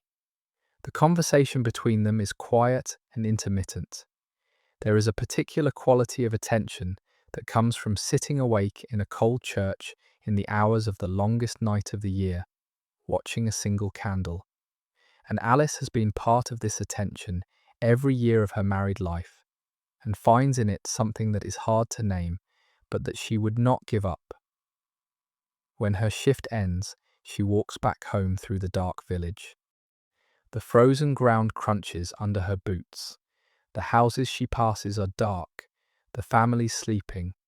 Her own house, when she reaches it, is also mostly dark, with the fire banked low, and Robert and the children asleep in their corner. She slips inside, quietly builds the fire back up, enough to take the chill off the room, and lies down on the bed beside Robert without waking him. She is asleep within minutes. The next day, December 22nd, the village goes back to its ordinary work, but the turn has been marked. The year has begun, in some quiet way, to move back toward the light. December 24th is Christmas Eve. The household begins its preparations in earnest. The bread for the next several days is baked. The meat for the Christmas dinner is taken out of the storeroom, a special cut, in this case, a piece of the best ham that was salted in November and has been smoking in the chimney for the past 4 weeks, and brought down to begin the slow soaking that will draw out enough of the salt to make it palatable for the feast. The household stock of beeswax candles, which has been carefully preserved through the autumn, is brought out. The room is swept and the rushes on the floor are renewed. A bough of holly with red berries is hung above the door. A bough of ivy is wrapped around one of the central rafters. A few spiced cakes are made by Alice for the children to find on Christmas morning. The day of Christmas Eve itself is half fast and half celebration. No meat is eaten until after the midnight service. The household takes a light meal of fish and bread and cheese in the late afternoon, and then the family makes its way to the parish church for the great Mass that is celebrated at midnight to mark the birth of Christ. The church on Christmas Eve in 1340 is, by the standards of the rest of the year, transformed. The whole village is there. Every household has come, every child old enough to walk has been brought, every elderly person who can be supported has been helped to a place near the altar. The church is lit by more candles than it has been lit by at any other point in the year. The beeswax candles that the wealthier households have donated to the parish are burning all around the altar. The smell is the warm honey scent of beeswax mixed with the incense the priest is using, and the close warm smell of 200 bodies in a stone building on a cold night. The Mass is the central religious event of the year. The priest in his Christmas vestments, the Latin liturgy that the villagers do not understand word by word, but that they have known the cadences of since childhood. The chanted Gloria. The reading of the Christmas Gospel. The communion which only the adults take, and which is taken by everyone present in this one service of the year, regardless of how often they communicate at other times. The blessing. When the Mass is over, the village walks home together through the dark, with lanterns and torches lit, the procession winding back along the village street to each household. The houses, when families reach them, are mostly already lit, candles having been left burning in the windows to welcome the family back. The children are tired but excited. Christmas Day is now beginning. Christmas Day proper is a day of feasting. The fast is broken at the morning meal, when the household sits down to a breakfast that is unusually substantial. Hot pottage with extra meat, bread with butter and honey, eggs cooked in lard, spiced ale, warm. The children are given the cakes Alice baked secretly the previous afternoon, which they did not know about, and which constitute, in the economy of their lives, a magical surprise. The day passes in a slow accumulating happiness. The morning is for visiting. The household receives a brief visit from Robert's brother and his family from the next village, who walk over in the late morning to bring greetings and a gift of a wheel of cheese. The household visits, in turn, two of the elderly relatives in the village, an aunt of Robert's and a cousin of Alice's mother, who live in smaller houses at the village's other end. The visits are brief, formal, warm. A piece of cake is shared, a cup of warm spiced ale is offered. Greetings of the season are exchanged. Then the families part and return to their own houses. The midday meal on Christmas Day is the household's largest meal of the year. The ham that has been soaking is now cooked slowly in a pot of water with onions and herbs, until the salt has fully drawn out and the meat is tender. It is served with a vegetable pottage made richer than the ordinary daily one, with extra butter and a piece of bacon. There is bread, freshly baked. There is cheese. There is a dish of roasted chestnuts. There is ale, the better ale that Alice brewed in early December specifically for the Christmas table. And there is at the end a particular dish that Alice makes only on Christmas Day, a sweet wheat porridge cooked with milk and honey and dried fruits called frumenty, which is the household's traditional Christmas sweet and which the children have been thinking about for weeks. The family sits together at the trestle. The fire is high, the candles are lit, the room is warmer than it has been in many weeks. The food is the best food the household will eat all year. Robert says a longer grace than usual, the special Christmas grace that includes a thanksgiving for the year's blessings and a remembrance of the dead. The family says it together. They cross themselves. They begin to eat. The eating goes on for nearly 2 hours. There is no rush. There is no work waiting. The afternoon is for sitting at table with each other, eating slowly, talking, laughing at the stories the older boy is telling about something that happened at the Lord's barn last week, listening to the 4-year-old narrate her own private observations about the world to anyone who will pay attention. The frumenty, when it arrives, is the best dish of the meal, and the children eat it with the silent concentration of children who know they will not see this particular thing again until next year. The afternoon passes in slow, contented digestion. The family sits by the fire.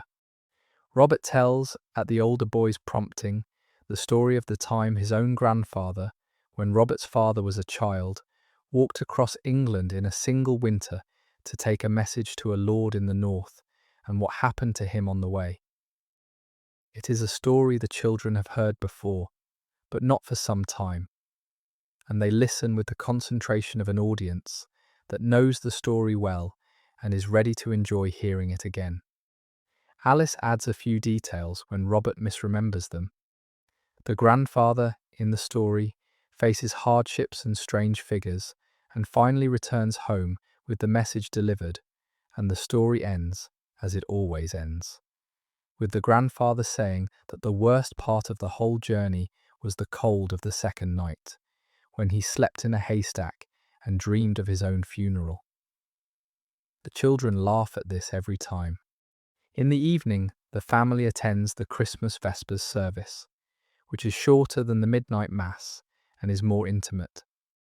The priest reads a short sermon about the meaning of the season.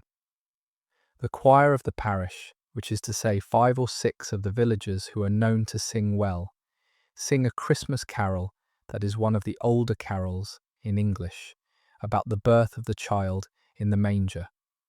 The villagers join in on the chorus. The whole congregation, 200 people in a stone church on a cold December evening, sings together, and the sound rises into the rafters and fills the building, and there is a moment in which the cold and the dark and the work and the difficulty and the daily struggle of the medieval life are temporarily transcended by the simple shared act of 200 people singing in a warm, bright building about a child born in a stable. The household walks home through the cold. The children are sleepy. The 4-year-old is asleep on Robert's shoulder before they reach the house. The fire when they get home is still burning warm. Alice puts the children to bed. Robert and Alice sit by the fire for a while, drinking the last of the spiced ale, talking quietly about the day, and Alice, finally, tells Robert that she is pregnant, and Robert listens and nods and takes her hand for a moment, and then says, simply, that he is glad. He is. He has suspected for a week and has been waiting for her to say it. They sit together for a while longer, holding hands, watching the fire. The first day of Christmas in the year of our Lord 1340 has come to its end. There are 11 more days of Christmas to come. The work of the household will not fully resume until Twelfth Night on January 5th. The village will across the coming days hold a number of further celebrations. The Lord of the Manor will host a midday feast in his hall on December 26th, to which all the tenants are invited. The villagers will hold a dance in the great barn on the night of December 28th. The children will go from house to house on Innocents' Day, singing for treats. And on Twelfth Night, the village will gather around a great bonfire in the field below the church, to mark the end of the season, and to bless the apple trees with cider for the coming year. All of this lies ahead. The Lord's Feast on December 26th is the day's particular event.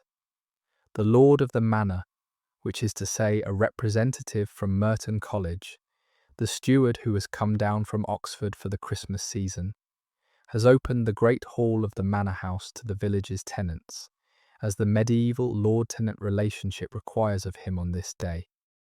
The whole village makes the short walk to the manor house in the late morning, dressed in their better clothes the children with their hair combed, the men with their cleaner cloaks pulled around them. The great hall of the manor house is the largest enclosed space in the village. It is perhaps 50 feet long, with a high-beamed ceiling and a substantial fireplace set into one of the long walls. The manor house, unlike the peasant houses, has progressed to the wall-mounted fireplace with proper chimney. Long trestle tables have been set up the length of the room. Benches line both sides of the tables. The room is decorated with greenery, holly and ivy and bay, and lit by far more candles than the village will see in any other building this year. The smell of the place is the smell of food being prepared on a scale the village rarely encounters: roast beef, roast pork, roast mutton, several kinds of pies, dishes of vegetables, bread of higher quality than the village normally bakes, ale and cider in substantial quantities. The villagers seat themselves at the trestles in roughly the order of their standing in the village. Robert, as Reeve, sits near the steward at the head table. Alice sits with the other senior women a few places down. The children are seated together at one of the lower benches with the other village children, where they can be supervised by an older relative without distracting the adults. The food, when it arrives, is brought out by servants from the manor's kitchen and is the most lavish food the village will eat all year, more substantial even than the household's own Christmas dinner the day before. This is the medieval feast in its working form. It is not just a meal, it is a ritual reaffirmation of the bond between the lord and the tenants. An annual restatement of the relationship that defines the village's place in the wider economic order. The lord feeds the tenants once a year on this day. The tenants come and eat, in their proper order, accepting the hospitality. The whole arrangement is older than anyone in the room knows, going back to feudal customs that were already old when Cuxham was first settled, and the pattern will continue, with modifications, for centuries more. The food is eaten slowly. The conversations across the trestles are louder and more animated than the village normally allows itself, because the abundance of the meal and the warmth of the hall and the strength of the manor's better ale combine to produce a particular festival atmosphere that no other day of the year provides. The children are eating pieces of meat that they have not seen since last Christmas. The women are exchanging news. The men are discussing the year ahead, the weather, the prospects for the spring sowing. The steward gives a short formal greeting partway through the meal. He thanks the villagers for their work across the past year.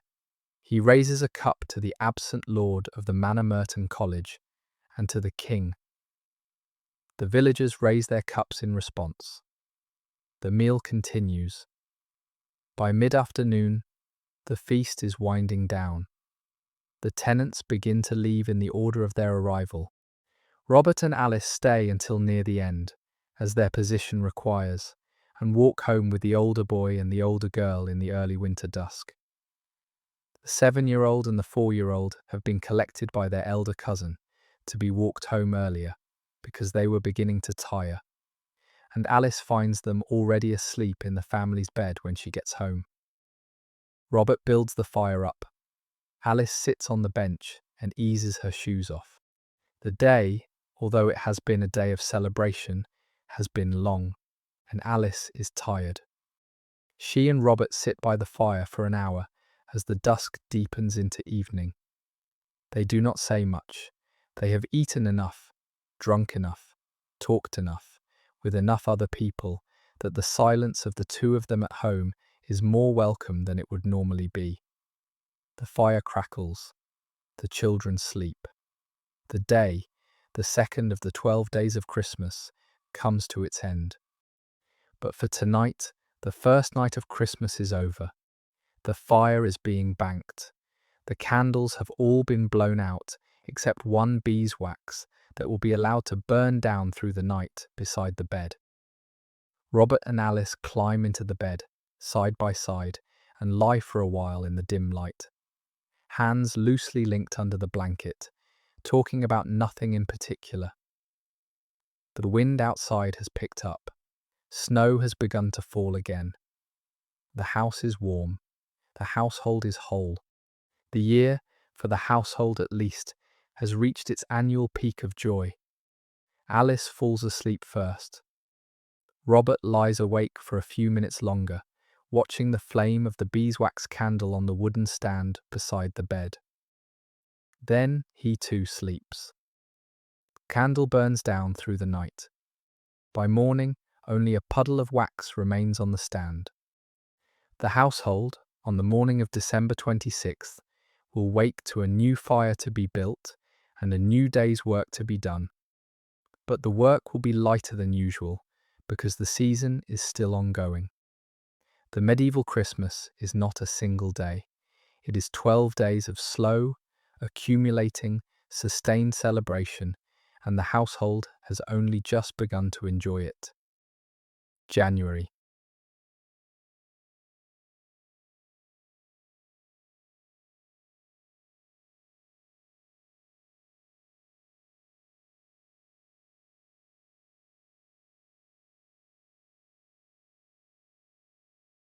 The Christmas season ends on Twelfth Night, and within a few days the village has returned to its working rhythm. The fast of January has begun. The daily food has reverted to what it was before Christmas pottage. Bread, cheese, the salted pork in moderate portions, the eggs from the chickens that are still laying weekly. The festive abundance of the 12 days is over. The remainder of the winter stretches ahead, and the household, having spent more than it usually spent in the days of Christmas, returns to careful management of its remaining stores. The morning of January 7th, 2 days after Twelfth Night, is Plough Monday in the medieval calendar. This is the day on which the year's working tools are blessed in preparation for the spring ploughing that will begin in March. The plough that has been resting in the barn since the autumn is brought out, decorated with ribbons by the older girls of the village, and pulled in a ceremonial procession to the parish church, where the priest blesses it. The ceremony is brief and slightly festive. After the blessing, the plough is returned to the barn and put back in its winter rest. But the gesture has been made. The year has formally turned toward the spring work, even though the actual work is still many weeks away. Robert is involved in the Plough Monday ceremony as one of the senior men of the village. Alice attends with the family. The 4-year-old is fascinated by the ribbons on the plough and asks repeated questions about why they are there, which Alice answers as best she can without giving the matter more theological weight than the village itself gives it. The ceremony ends. The villagers disperse. The day continues. The work of January is the work of indoor maintenance. The outdoor work that filled November, the slaughter and the wood cutting and the gathering of the last harvests, is done. The outdoor work that will fill March, the ploughing, the sowing, the lambing, has not yet begun. The 8 or so weeks between mid-January and mid-March are the slack period in the agricultural year, and what fills them is the work of repair and preparation that will not be possible once the Springfield work begins. In Alice's household, this means the men's work and the women's work. The men's work is the repair of the household's tools and equipment. Robert spends much of January at the workbench in the lean-to at the back of the house, sharpening the iron edges of the ploughshare and the harrow that will be needed in March, replacing wooden handles that have cracked, mending the harness for the ox pair the household shares with 2 neighbours, repairing the cart that has begun to develop a wobble in one of its wheels. The older boy works alongside him, learning. The 7-year-old does assisting tasks. The work goes on quietly, at its own pace, across many afternoons. The women's work is the textile work that fills every interstice of the medieval female day. Spinning, weaving, sewing, mending. The wool that was gathered from the household's flock in the May shearing is now, 8 months later, being spun into thread by Alice and her older daughter. The thread that has been spun across the autumn has been delivered in bundles to the village weaver, who is one of the few specialised tradespeople in Cuxham. A widow named Beatrice, who lives in a house at the village's western end and who runs a loom that has been in her family for 2 generations. Beatrice weaves the thread into the rough wool cloth that the household will eventually have made up into clothing. Alice has paid Beatrice for her last batch of weaving with a portion of cheese and a payment in coin.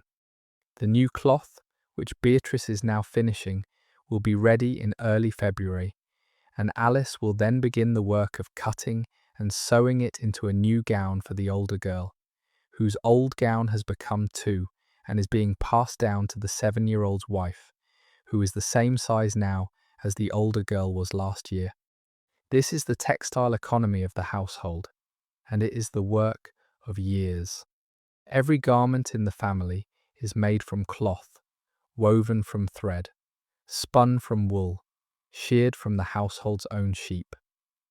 Every garment will eventually wear out, will be patched and patched again, will be cut down for younger children, will eventually be reduced to rags that are used for cleaning and for stuffing pallets.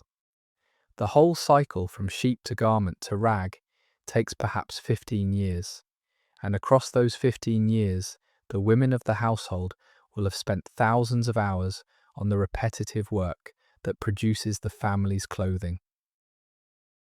January is the month when the textile work is most intense, because there is no other work to compete with it. Alice spins in every spare moment of the day. The older girl spins. The 4-year-old, who is starting to learn, has her own spindle and is producing a thin, uneven thread that will not be useful for anything, but that is teaching her hands the rhythm she will need for the rest of her life.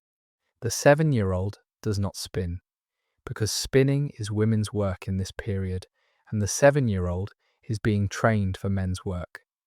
But he does help with the carding of the wool that is preparing it for spinning, sitting beside his sister with the wooden cards and pulling the wool through them in long, even strokes. The kitchen work continues alongside the textile work. The pottage on the fire, the bread baked twice a week, the brewing once a fortnight, the milking twice a day, the dairy work that turns the morning's milk into curds and whey, the curds into cheese, the whey into a thin drink that the household consumes at midday meals. The slow, steady management of the food stores that is becoming, as January wears on, more careful and more conservative. This is also the month when sickness enters the household. The youngest, the 4-year-old, develops a cough in the 2nd week of January. The cough begins as a thing, a tickle, the kind of cough children get all the time, but across 3 days it deepens into something more serious. The child's chest begins to sound congested, her face is flushed, her breathing becomes laboured at night. Alice has seen this before. She has buried 2 children in her time, one of them at this same age, and the chest illnesses of medieval winter children are a thing she knows the shape of intimately. She watches the child carefully. She keeps her warm by the fire. She gives her warm broth made from bones and herbs, with a little honey for sweetness. She rubs her chest with a paste of pork fat and crushed mustard seed, the household remedy that her mother taught her and that her mother believed in, although whether it actually helps is something Alice has never been certain about. By the 5th day of the cough, the child is worse. She is feverish. She cannot keep food down. Her breath is rapid and shallow. Alice spends the night by the child's pallet, watching, occasionally giving her sips of warm broth, occasionally cooling her forehead with a damp cloth. Robert looks in once or twice across the night, asks how the child is, sees Alice's face, says nothing, goes back to bed.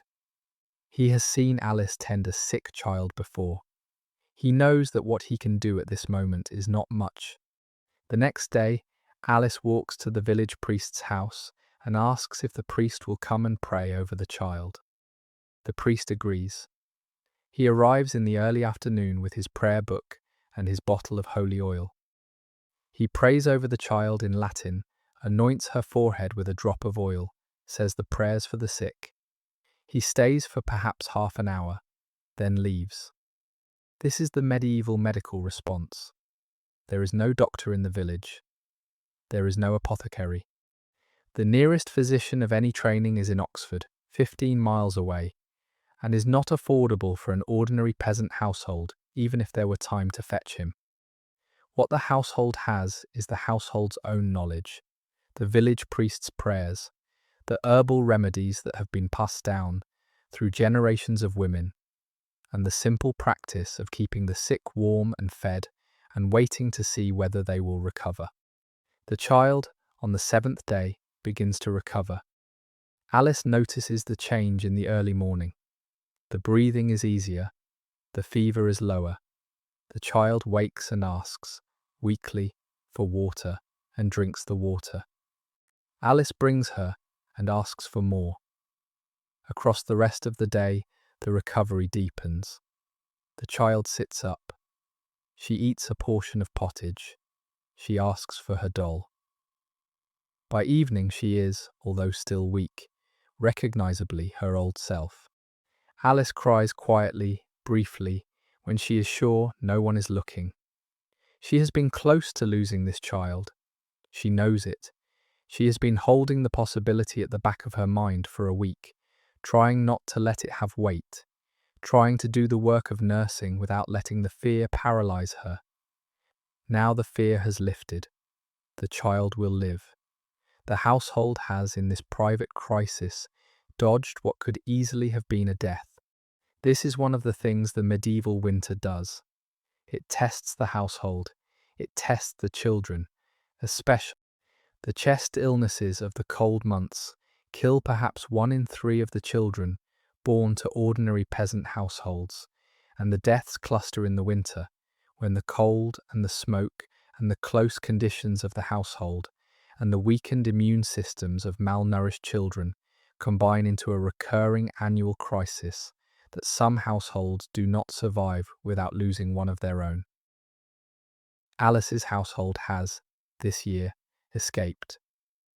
Other households in the village will not. The priest will be performing 2 child funerals before the end of February, and the families who lose those children will go on, will have other children, will continue to work and to live and to attend church, but the loss will be carried by them for the rest of their lives in the private way that medieval grief was carried. This is what we tend to forget about the medieval period when we remember it through Christmas cards and feast scenes. The mortality, not as an abstract statistic, but as the constant low-grade presence in every household, every winter, every year. The expectation that some children will die. The acceptance, partial and never complete, that this is what life is. Alice's child has lived. The household will continue. But across the village, on this same morning, 2 miles down the lane, another woman is sitting beside the body of her own youngest, who died in the night at the age of 2.5, and the funeral will be on Friday. And the body is being kept in the unheated barn at the back of the house, because the ground is frozen and the burial cannot happen until the priest can dig a grave, which will be done with picks and warm coals heated and applied to the soil to thaw it sufficiently for digging. The medieval winter takes some of its children every year. It is a fact of the season. It is woven into the rhythm of the year as deeply as the slaughter or the harvest. And the women who tend the sick, who watch through the long nights, who lose sometimes and save sometimes, are the women who hold the household's mortality in their hands across the cold months. Alice goes back to the hearth. She builds the fire up. She starts the day's work. The 4-year-old, weak but recovering, sits on the bench beside her, watching the flames. The household survives. There is a person in the village who deserves a part of his own, because the household and the village would not work without him, and because his role has been at the edge of everything we have looked at so far without quite coming to the centre. The husband, Robert Oldman, the farmer the village has elected this year to manage the Lord's lands. Robert is a man of perhaps 38. He was born in Cuxham, in the same house his father lived in before him, and he has lived in Cuxham every day of his life, apart from a few short journeys to Oxford on village business, and one longer journey to London in his early 20s on an errand for the previous lord of the manor. He inherited his father's tenancy at 23 when his father died of a wound that had become infected after a fall from a cart. He married Alice at 25.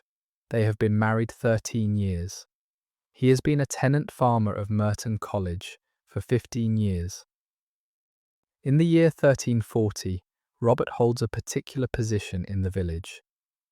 The lord of the manor, which is to say Merton College, represented in practice by a steward who visits the village at intervals, has confirmed Robert as the Reeve of Cuxham for this year. The Reeve is the village's senior elected officer. The farmer the village has chosen to manage the Lord's lands and to keep the manor accounts on the Lord's behalf. He was elected last autumn at the manor court by his fellow villagers, with the Lord's approval. He will hold the office for 1 year at the next manor court. In the autumn of 1341, the village will either re-elect him for a second year or choose someone else. The position is a substantial responsibility. The Reeve oversees the cultivation of the Lord's demesne, the lands the Lord keeps in his own use, rather than letting out to tenants.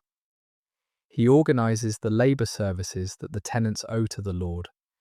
The days of work each tenant is required to provide on the Lord's lands as part of the rent for their own holdings.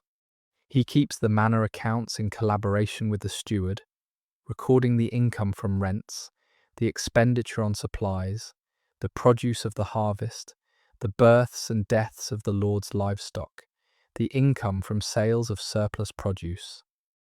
He represents the Lord's interests at the village level, but he also represents the village's interests when negotiating with the steward about the demands of the Lord.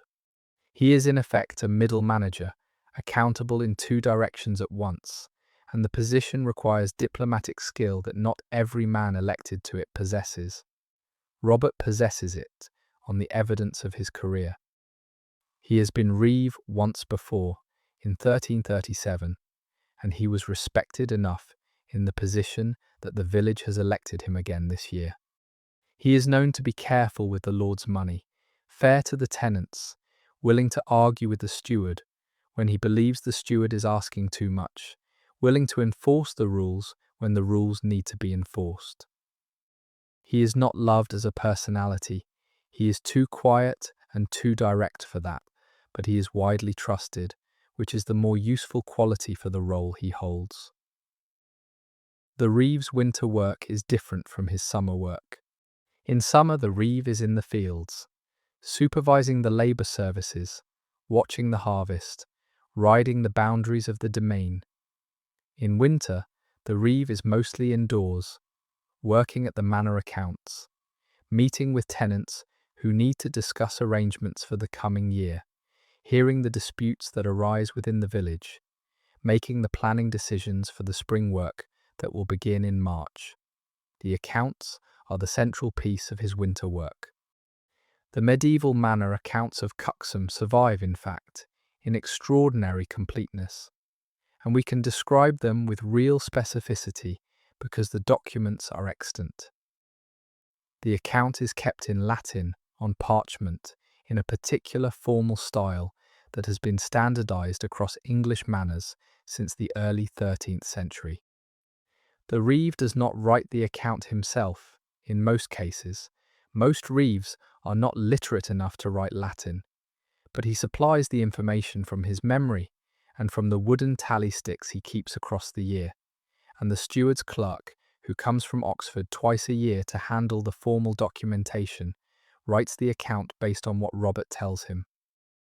The account records, line by line, every transaction the manor has made across the year. The rents collected from each tenant, the labour services performed and not performed, the grain harvested from the demesne, the grain sold or stored, the livestock births and deaths, the wages paid to the few hired labourers the manor employs at peak season, the expenses of repair and maintenance, the income from the Lord's mill, where every villager is required by tradition to have his grain ground for a fee, the fines collected at the manor court for various offences against the customs of the manor, the payments made to the church for the various tithes and dues. The account is prepared in late autumn for the steward's visit in late October, which has now passed. But the reeve's work on the account does not end with the steward's visit. He continues to keep his tally sticks across the winter, recording the smaller transactions that happen between visits, so that when the steward comes again in the spring, he will have a complete record.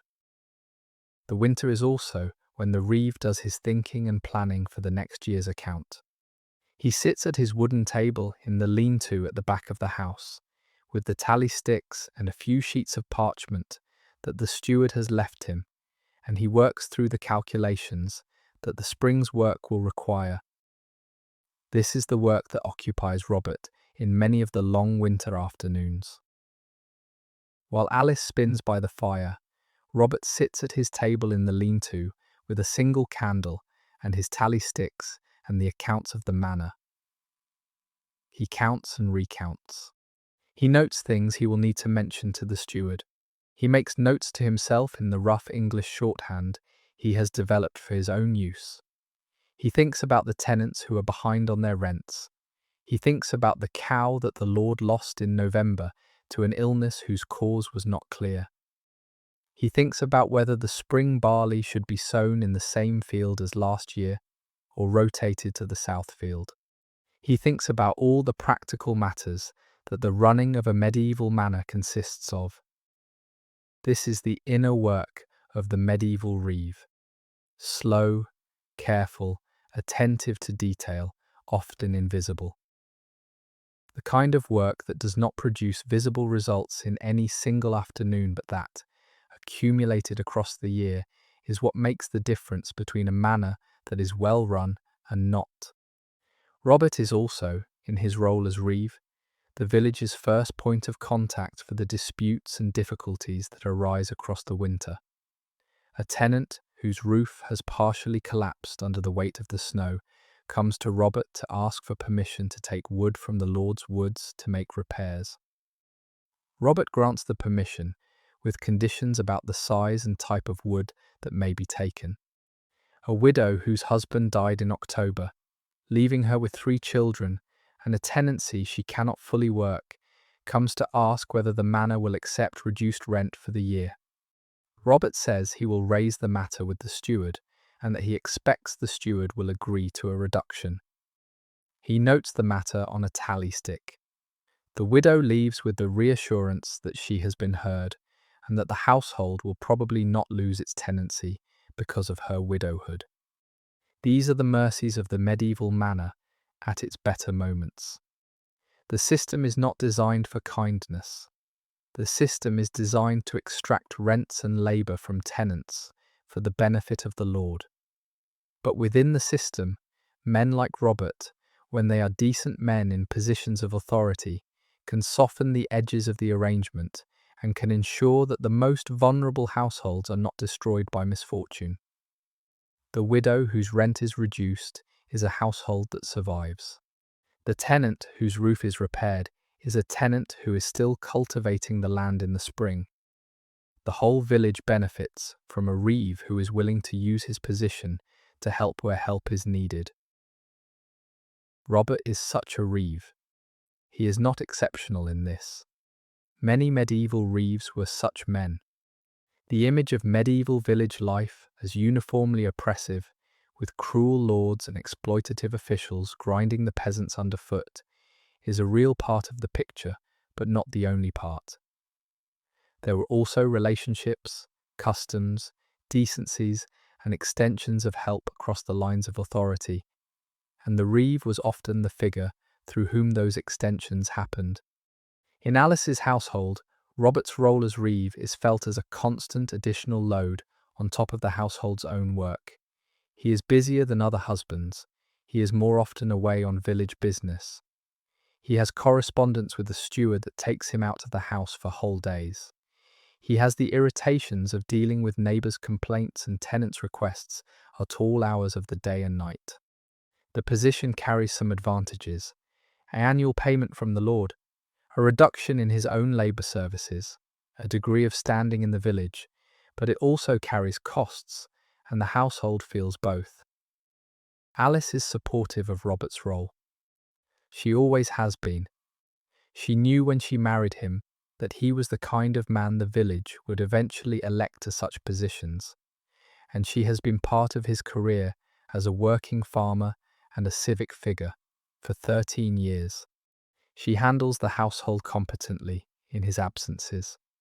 She listens to his evening accounts of the day's disputes and offers her opinion when he asks for it. Her opinion is often shrewd. She is, in her own quiet way, half of the reeveship, although the village does not formally acknowledge it. In the long winter evenings, when the work of the day is done, Robert sometimes sits with Alice at the bench by the fire and tells her about the day's manor business. Who came to him with what request? What he said? What the steward will probably say when he hears about it in the spring.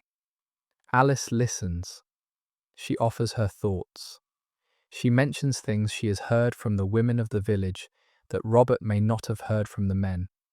She gives him, in these conversations, a kind of supplementary intelligence about the village that no other source provides him. This is the partnership of Robert and Alice. It is not a romantic partnership in the modern sense.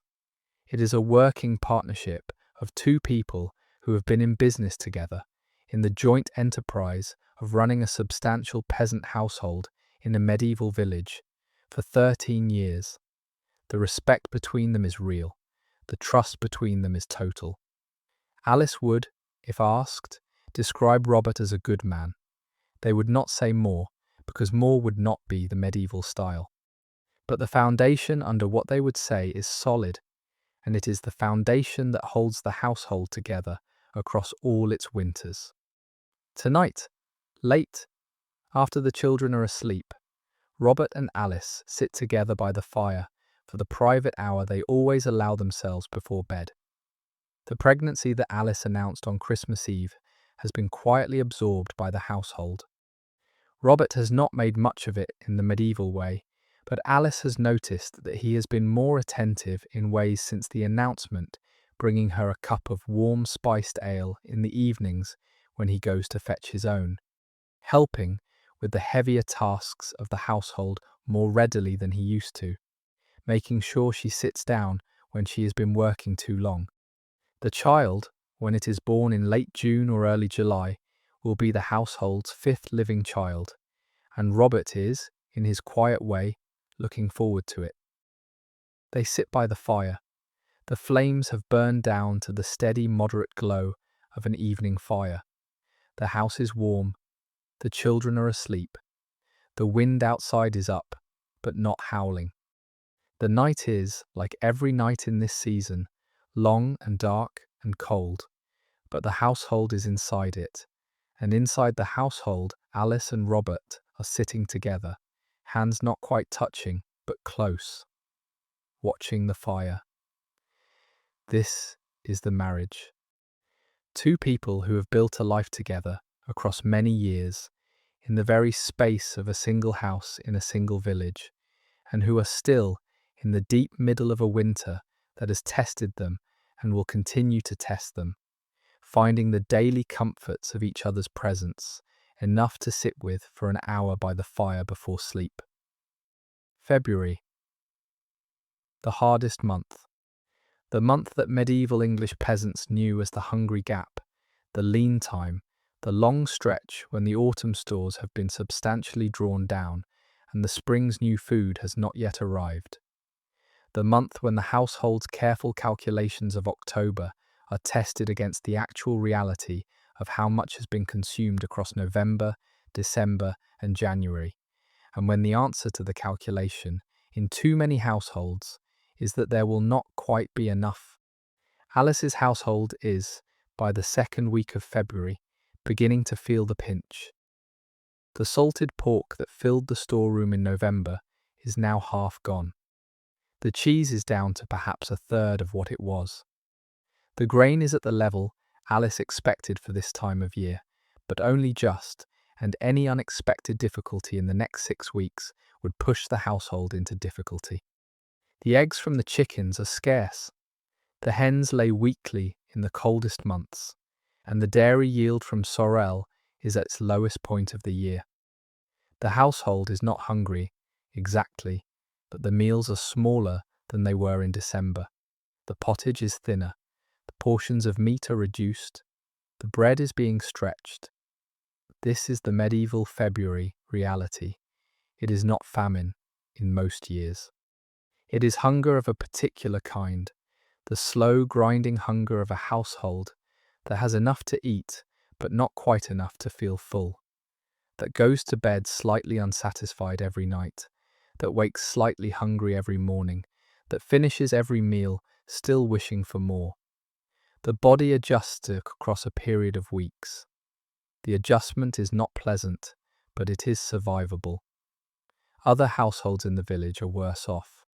The widow whose situation Robert mentioned to the steward in January, the woman with 3 children and the partially worked tenancy, is by mid-February in real trouble. Her food stores are nearly exhausted.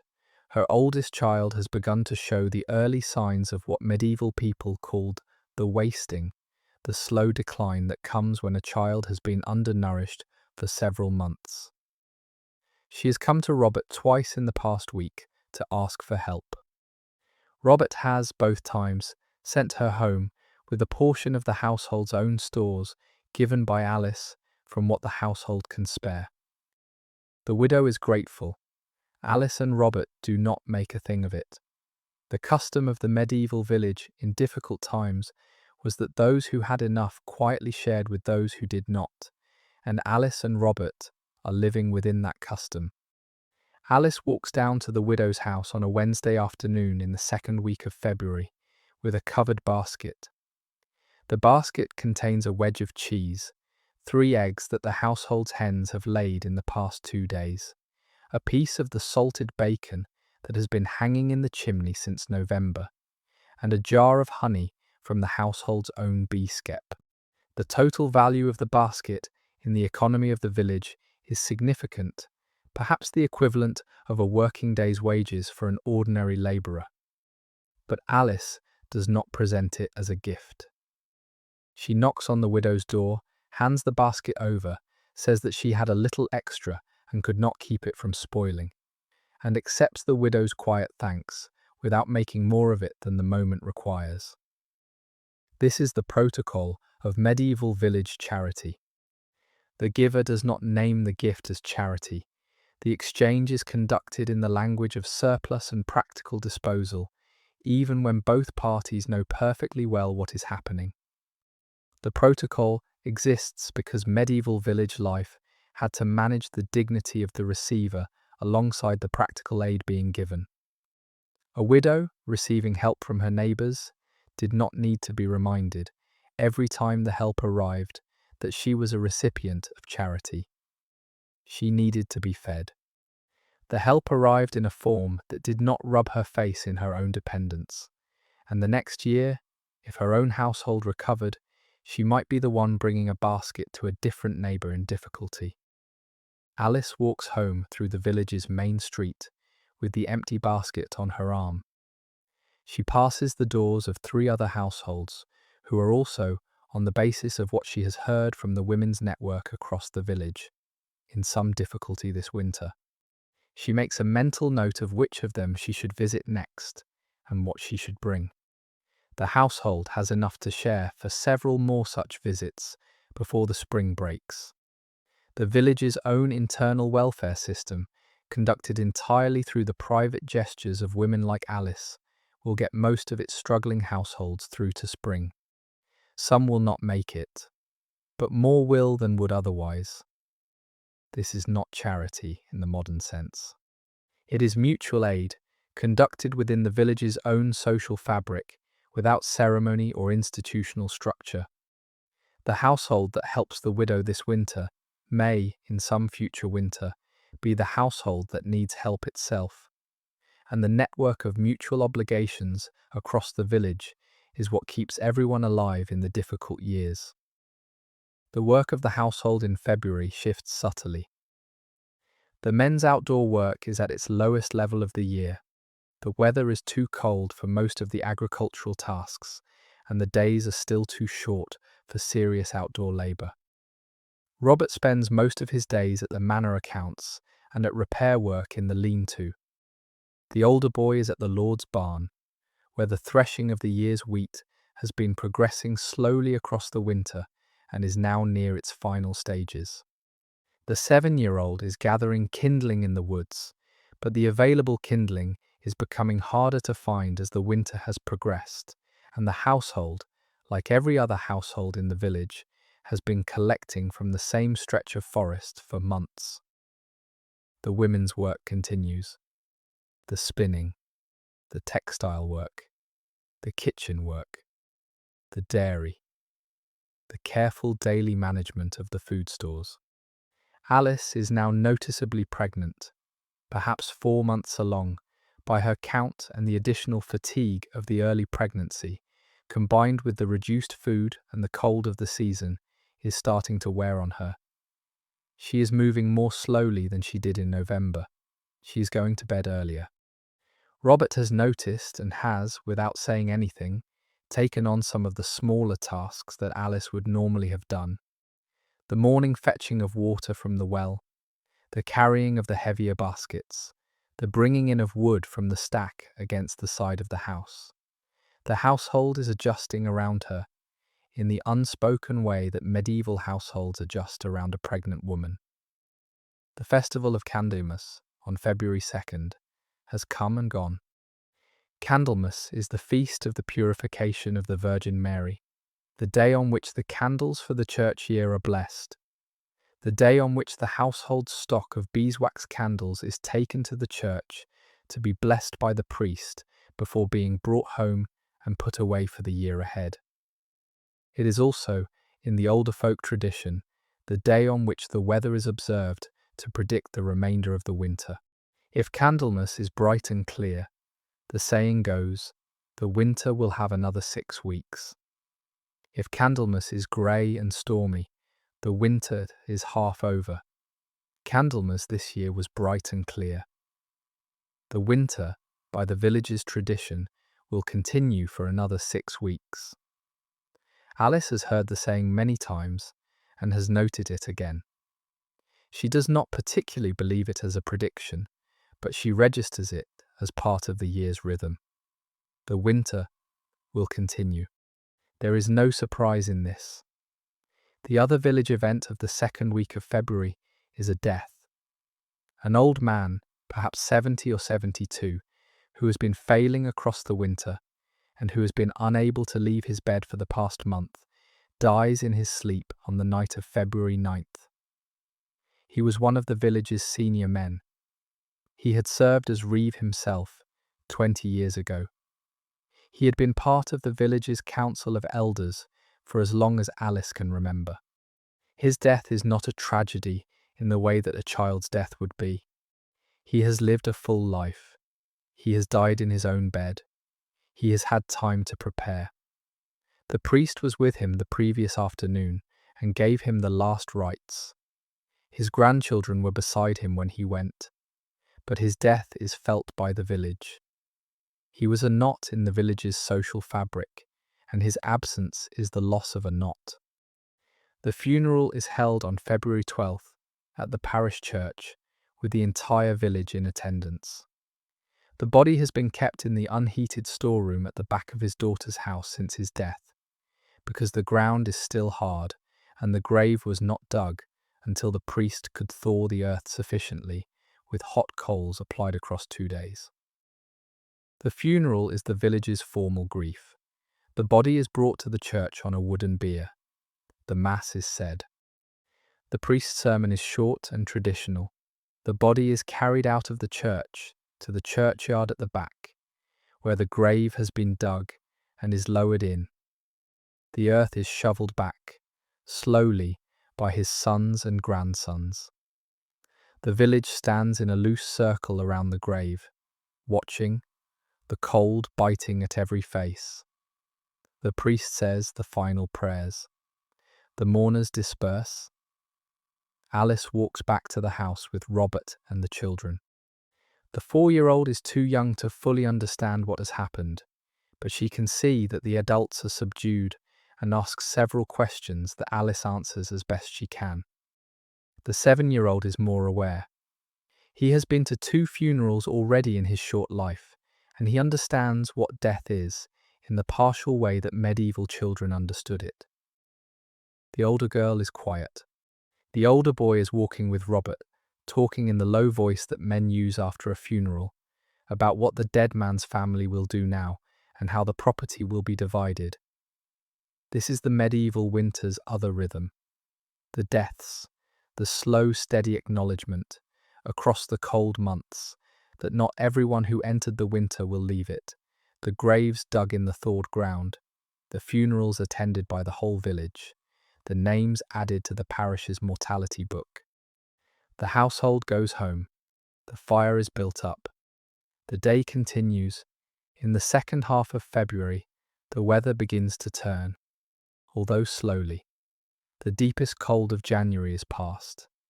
The afternoons, on the brighter days, have a quality of light that they did not have in December. The sun, when it is visible, is higher in the sky than it has been for months.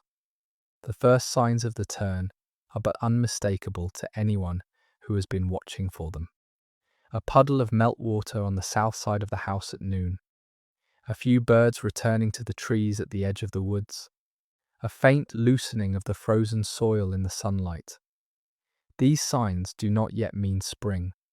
The hardest cold of the year is past, but February will continue to be cold, and there will be 1 or 2 more substantial snowfalls before March arrives. But the year is, at the level of the daily observations of someone who has been watching it carefully, beginning to turn. By the last week of February, the household is feeling the turn. The food stores, which seemed inadequate 2 weeks ago, will now last to spring. Alice's calculations have been confirmed. The household will make it. The hens are beginning to lay slightly more often as the daylight increases. Sorel's milk yield is beginning to creep up. The stored grain will be enough. The turn in the food situation lifts the household's mood. The portions at meals are slightly larger again, partly because Alice is now confident enough in the stores to allow it. The children are eating more. Robert is eating more. Alice herself is eating more. In part because of the pregnancy. In part because the household no longer needs to ration as tightly. The atmosphere of careful conservation that has dominated the household since early January gives way, in the last week of February, to a more relaxed daily rhythm. The weather, on a Thursday in the last week of February, is the first day of properly mild winter air the village has had since November. The temperature rises above freezing at midday. The snow on the south-facing roofs begins to melt in earnest, dripping from the eaves in steady rhythmic streams that the children stand under for the game of catching meltwater on their tongues. The smell of the village changes, faintly. The frozen, clean, hard smell of deep winter gives way just slightly to the wetter, earthier smell of thawing ground. Alice steps out of the house in the early afternoon to fetch a bucket of water from the well, and she stops for a moment in the yard at the front of the house, looking up at the sky. The clouds are high and thin. The sun, behind them, is warm enough on her face that she can feel it through her wimple. The wind is not biting. The air is, for the first time in months, not actively hostile. She stands for perhaps 30 seconds, just feeling the air. Spring is still 6 weeks away. The hardest part of the winter has passed, but the year is not yet over. There is still work to be done, still hunger to be borne, still cold to be endured. But the turn has happened. The household has crossed the worst of it. From here to spring is a downhill walk rather than an uphill climb. She goes to the well. She fills the bucket. She carries it back to the house. The afternoon's work continues. But somewhere in her body, the lifting that comes with knowing the worst of the winter is past has begun, and she will carry it through the rest of the day's tasks and week's tasks, and into the early days of March, when the world will begin, slowly and unmistakably, to come back.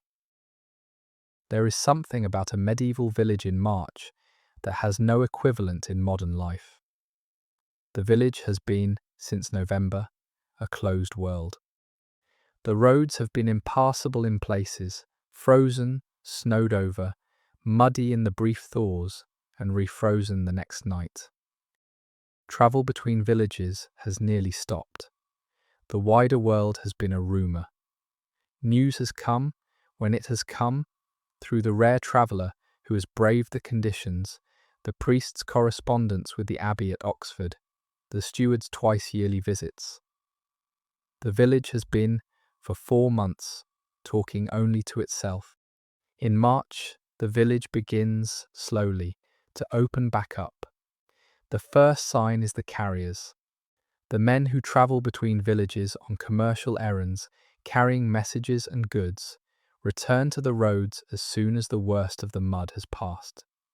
They begin to appear in Cuxham again in the second week of March, with their pack horses and their carts, bringing the news from the surrounding villages and from the wider county. A man has died in the next village over. A new priest has been appointed at a nearby parish. A wedding has been arranged between a man from Cuxham and a woman from a village 3 miles away. A dispute has broken out at a manor on the other side of the Chilterns over the boundary of a piece of pasture. The ordinary news of the wider rural world that has been silenced by the winter is now being spoken again, and the village hears it with the attentiveness of people who have been hungry for news for months. The second sign is the lambing. The ewes that have been carrying through the winter begin to drop their lambs in the second week of March. Robert's flock, which is kept on the strips of common land at the village edge, is producing lambs across the next 10 days. Each birth is attended by Robert and the older boy, who have been doing this work together for several years. The boy now does the assistant's work, holding the ewe's head, helping with the smaller manipulations that his father has been training him to do, and Robert handles the more difficult births himself. The lambing is one of the year's miracles. The new lambs, wet and bleating, lurch to their feet within minutes of being born and find their mother's milk, and begin the rapid growth that will by midsummer turn them into substantial young sheep. Watching a new lamb find its feet is one of the pleasures of the year for the village's working farmers. And Robert, who is not given to expressing emotions, finds himself smiling more often in this week than he has in months. The work of the lambing is exhausting in its own way. The ewes give birth at unpredictable hours, and a man who is responsible for the flock does not sleep through the lambing week as he sleeps through ordinary weeks. Robert is up at intervals across the nights, walking out to the enclosure where the ewes are kept, checking each one, helping the difficult births, watching the new lambs to see whether they are taking the milk properly. The 7-year-old comes out with him on some of the daylight checks, fascinated by the new lambs and by the work, asking questions that Robert answers patiently when he has the breath to do so. The older boy is now doing serious work alongside his father, including assisting at the more difficult births, and the trust Robert is placing in him represents a step in the boy's transition toward the man's work he will be expected to do for the rest of his life. Alice walks out to see the new lambs on the second day of the lambing. She does not normally go out to the flock sheep, a men's work in the household's division of labour, but the lambing is the one moment in the year when the women of the village come out to see what the men have produced.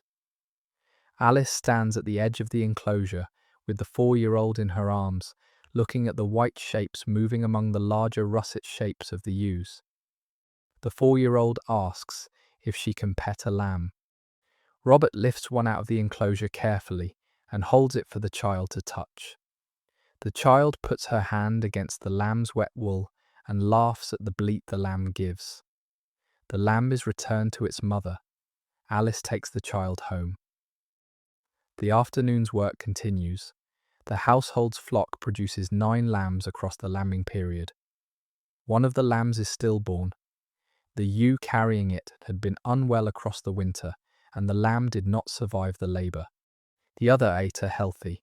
They will be Robert Spring's additional wealth, growing on the new grass that will begin to appear in April, ready by midsummer to be either kept for the household's own breeding flock or sold at the spring fair. The third sign is the ploughing. The ploughing of the fields begins, traditionally, in the 3rd week of March, when the soil has thawed enough to be worked and dried enough not to clog the ploughshare. The Lord's domain is ploughed first, with Robert supervising as reeve. The tenant strips are ploughed next, in an order determined by the village's traditional cooperation arrangements. The whole village is involved. The 2 ox pairs that the village shares between its tenants are in nearly continuous use across this period, with each tenant ploughing his strips in his agreed-upon turn. Alice does not work in the fields, but she sees the work from the village. The ploughs in the distance, the oxen pulling, the men walking behind, the smell of newly turned earth, which after months of frozen ground is the smell of the year coming back, the shouts of the men encouraging the oxen, the children running between the fields and the village on errands. She brings food to the field at midday on the 2nd day of the ploughing. This is one of the women's tasks during the spring work, the bringing of bread and cheese and jugs of ale to the men who are working in the fields and who cannot leave the work to come home for the midday meal. Alice walks out across the village's footpath system, with the older girl beside her carrying a basket of bread. They reach the field. Robert and the older boy are there, with the ox pair from the village's shared pool, working the long strip that the household has the right to plough first. Robert stops the oxen when he sees Alice. The boy lifts the ploughshare out of the soil. The men accept the bread and the cheese and the ale gratefully, eating standing up at the edge of the field, with the brown soil stretching out behind them and the white sky above. The conversation is brief. The work has to continue. Alice and the older girl walk back to the village, past the 2 other strips that are also being ploughed today by other men of the village. This is the work that ends the winter. The ploughing of the fields is the formal beginning of the agricultural year. From this point, the work is outdoor work. The days are lengthening rapidly. The household's calendar reorients itself around the spring's tasks. The winter's indoor concentration on the hearth and the storeroom, and the textile work and the careful management of stores gives way, day by day, to the outdoor concentration on the fields and the livestock and the seasonal abundance that will begin to arrive in April and May. The 4th sign is the church. The church year, which has been in the deep concentration of Lent across late February and early March, begins to turn toward Easter. The Lenten fast is being observed in the household, with reduced consumption of meat and dairy on the prescribed days. But the fast is increasingly mixed with anticipation of the great festival ahead. Easter is the central religious event of the year, more central even than Christmas, and the village is, in March, beginning to think toward it. The priest's sermons begin to refer to it. The choir begins to practice the Easter music. Alice is thinking about what she will cook for the Easter dinner, what the household will wear, what cleaning the house will need before the celebration. The fifth sign is the children. The children, who have spent 4 months largely indoors, are now beginning to spend time outside again. The 7-year-old is in the village street most afternoons, playing with the other boys at games that involve sticks and stones and elaborate rules. The 4-year-old, who is well recovered from her January illness, is running again in the yard at the front of the house. Their faces have the additional brightness that comes from being outside in the new air. They are growing. They have made it through the winter. This is what the medieval winter's end actually felt like when you were inside it. Not a single dramatic moment of spring's arrival. A slow accumulation of returns. The carriers on the road. The lambs in the field. The ploughs in the soil. The Easter approaching. The children outside again. Each return adding to the others, until by the 3rd week of March the household is, although still in the technical late winter, no longer in the closed, isolated condition that defined the winter's deepest months. Lady Day arrives on March 25th. This is, in the medieval English calendar, the first day of the new year. The day of the Annunciation, when the angel Gabriel appeared to the Virgin Mary to announce the conception of Christ. The day on which, by long tradition, the year turns over. Rents are due on Lady Day. Annual contracts begin and end on Lady Day. The agricultural year is reset on Lady Day. From this point forward, the household will date its documents and its private memories from the new year that has just begun.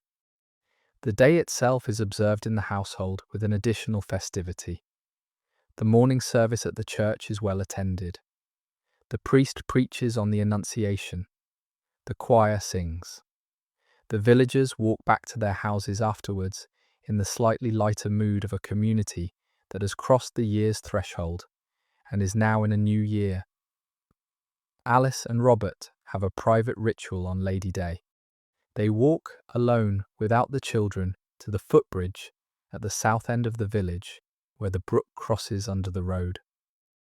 They stand on the footbridge for a few minutes, looking down at the water. They do not say much. They have done this every Lady Day of their married life.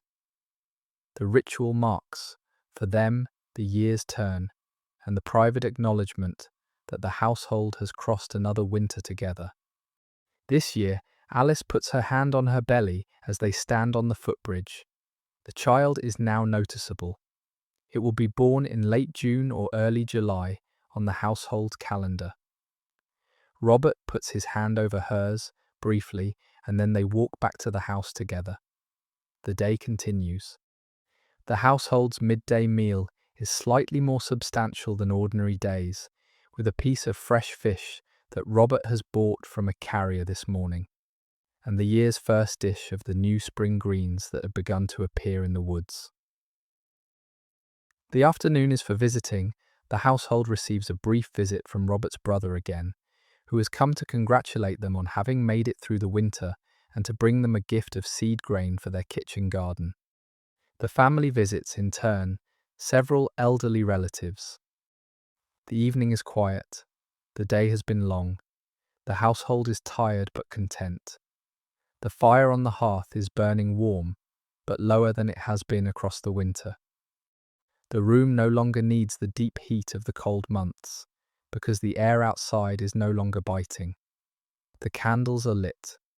The family is at the trestle, eating supper, talking in the unhurried way of a family that has nothing pressing to do and has the leisure to enjoy each other's company. Robert proposes a toast. The family raises their cups of ale. He says, in the simple, direct medieval English of a working farmer, that they have come through the winter together, that the household is whole, that the spring is here, that the year ahead will bring whatever it brings, and that they will face it the way they have faced the winter, which is together. The children, who do not understand all of this, but who recognize that something solemn is being said, raise their cups solemnly. They drink. Alice cries quietly, briefly, into her sleeve. She has not cried at the table in years. The combination of the long winter behind, the new child ahead, the small ritual on the footbridge that morning, and Robert's quiet toast at the supper table is too much for her composure. She allows herself the brief tears, wipes her eyes, smiles at Robert, who has noticed but who is not making a thing of it. And the meal continues. This is what the end of a medieval winter looked like, in a household that had survived it. Not triumphant, not dramatic, just the small private acknowledgement of having come through, the small adjustments back to outdoor life, the small conversations about the year ahead, the small family meal at which the household holds itself together for one more time. The fire is banked, the candles are extinguished, the children are put to bed. Robert and Alice climb into their own bed, side by side, and lie for a moment in the dim warmth of the chamber. The wind outside is still cold. There will be a frost tonight. Tomorrow morning, the world will be cold again, and the work of the new year will begin in earnest. But inside, in the room with the banked fire and the sleeping children and the warm bed, the household is together, and the household has done what the medieval winter required it to do, which is to survive. Alice falls asleep first. Robert lies awake for a few minutes longer, listening to her breathing, watching the dim glow of the banked fire across the room. He thinks briefly about the year ahead, the lambs that will need watching, the fields that will need tending, the new child that will arrive in summer, the small daily work of running a household and a manor across another year. Then he too sleeps. The first day of the new year, in the year of our Lord 1340, by the Church's reckoning, and 1341, by the year that has just begun, has come to its end. The medieval winter is over. The household has crossed it. The work of the spring begins tomorrow. There is something I want to spend some time on before we close, because the script has moved through the winter with a particular focus on the household, and I want to bring the broader village into view for a few minutes. Cuxham was not just a collection of households. It was a community with its own institutions, its own rhythms, its own ways of holding itself together across the difficult months.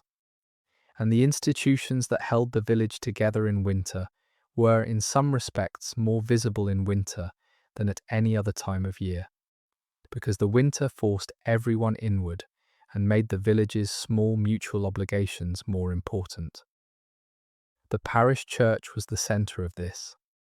The church of Cuxham in 1340 was a small stone building, perhaps 40 feet by 20, with a low square tower at the west end, and a tiled roof and a single bell. The church had been built in the early 13th century, replacing an earlier wooden building that had stood on the same site for some hundreds of years before. The graveyard surrounded it, the older graves on the south side, the newer ones on the north. The whole complex was at the centre of the village, on a slight rise that gave the building visibility from any point in the surrounding settlement. The church across the winter was the village's gathering place. Sunday services, of course. Every household attended the parish mass on Sunday morning, with attendance enforced by both custom and ecclesiastical pressure, but also the Saints' Day services that punctuated the calendar.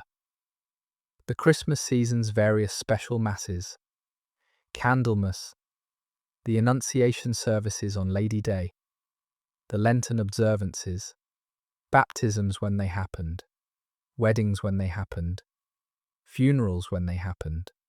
The church was in any given winter month the site of perhaps 30 to 40 services and small ceremonies, and the village was present in varying numbers at most of them. The priest was the figure at the centre of all of this. The priest of Cuxham in 1340 was a man named John Borchier, who had been the parish priest for 11 years and would continue in the position for another 8. He was perhaps 50, an Oxford-educated cleric who had come to Cuxham as part of the patronage arrangement between Merton College and its rural parish. He lived in a small priest's house adjacent to the church, with a housekeeper who managed his household and a small servant boy who ran his errands. He was, by the standards of medieval rural priests, well-educated, conscientious, and competent. The villagers considered him a good priest, which is the highest praise medieval English peasants gave to anyone in his position. His winter work was substantial.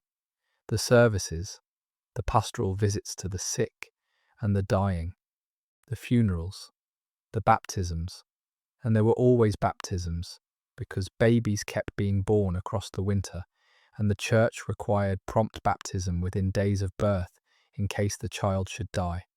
The hearings of the small disputes that the village brought to him as moral arbiter, the teaching of the choir, the maintenance of the church building, the reading and answering of correspondence from the deans and bishops to whom he was answerable, the reading of his own books, which he did in the long evenings in his small priest's house, by candlelight, alone, except for his small dog and the cat that lived in the kitchen.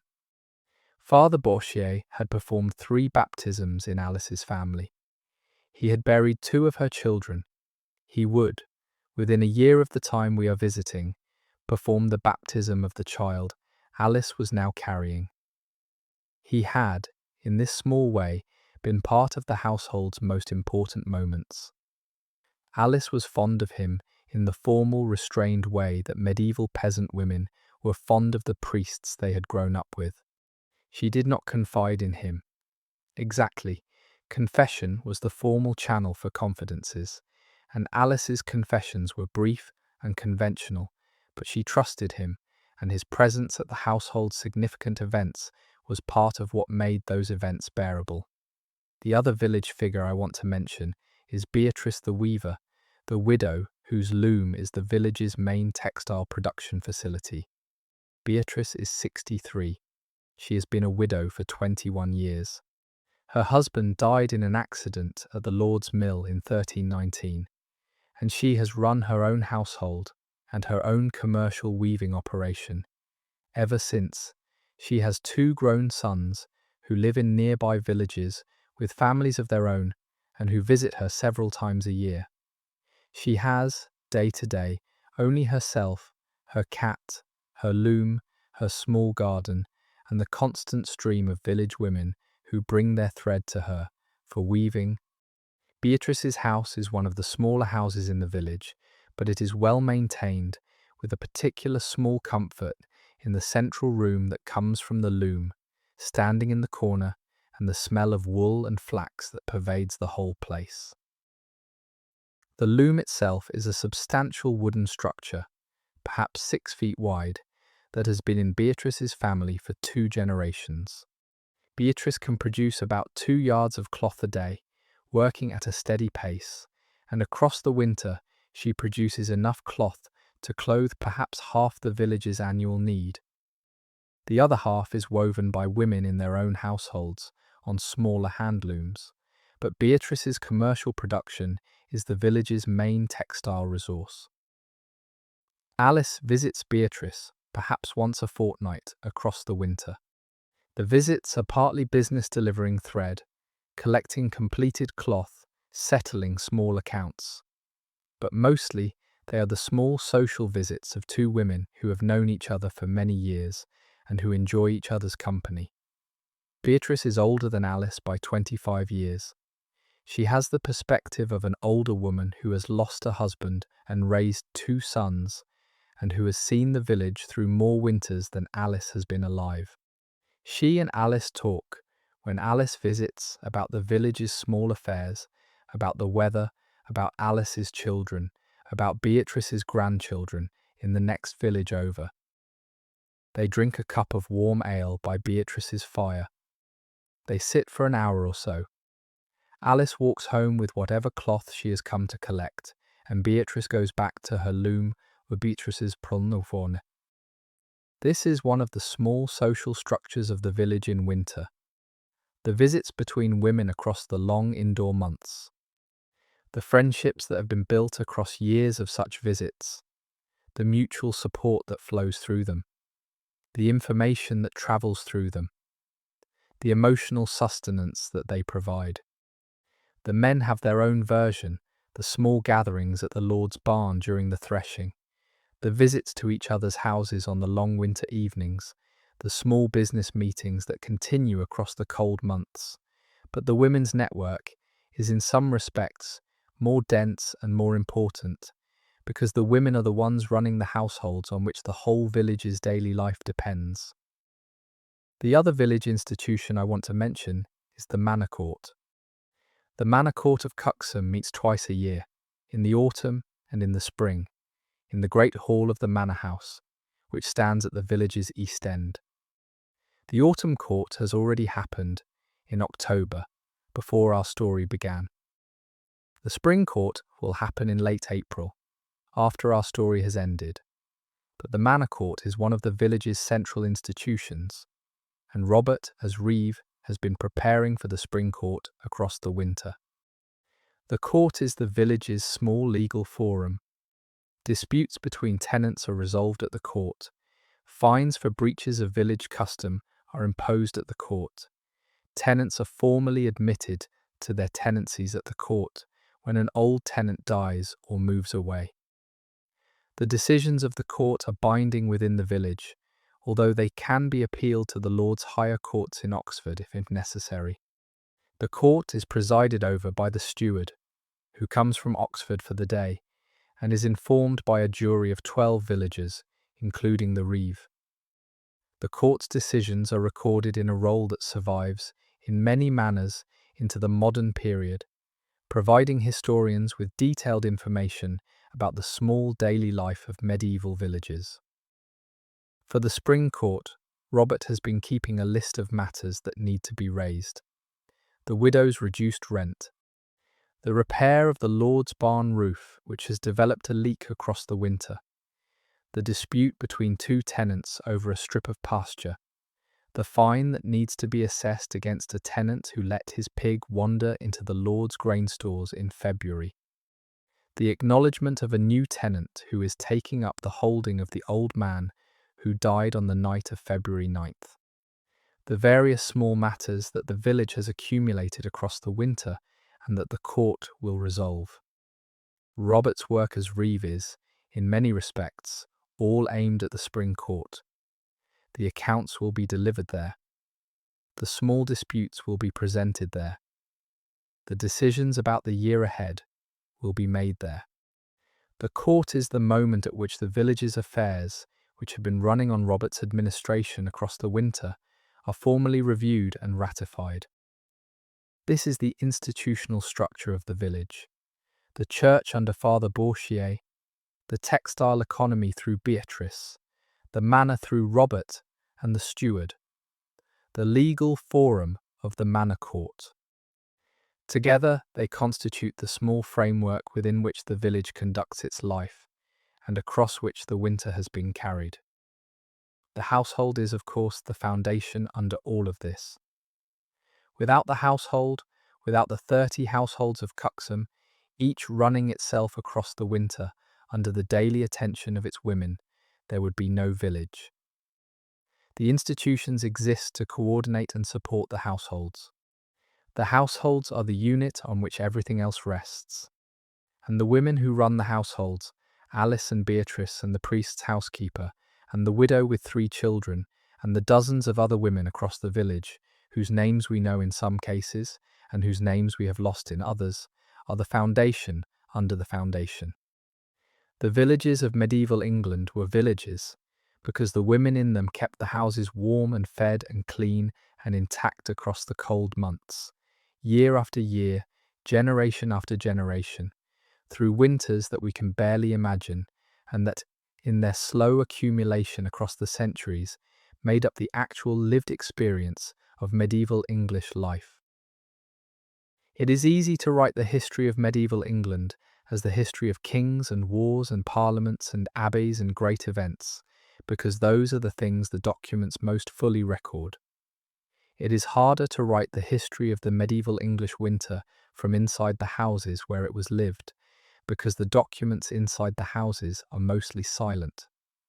The women who tended the fires did not write down what they did. The men who worked at the spinning beside their wives did not record their work. The children who were nursed through chest illnesses did not preserve the stories of their illnesses.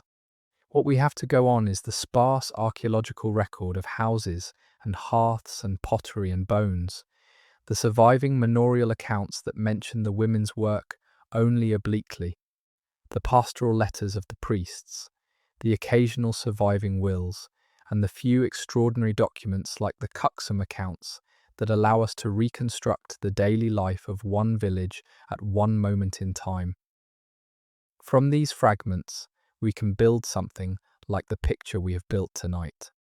A household, a woman at its centre, a husband and 4 children around her, a village around the household, a winter around the village, a whole society held together, season after season, by the work of women like Alice Oldman, whose names mostly do not survive, but whose work was, in the literal sense, the work that kept English civilization alive through 500 years of cold months.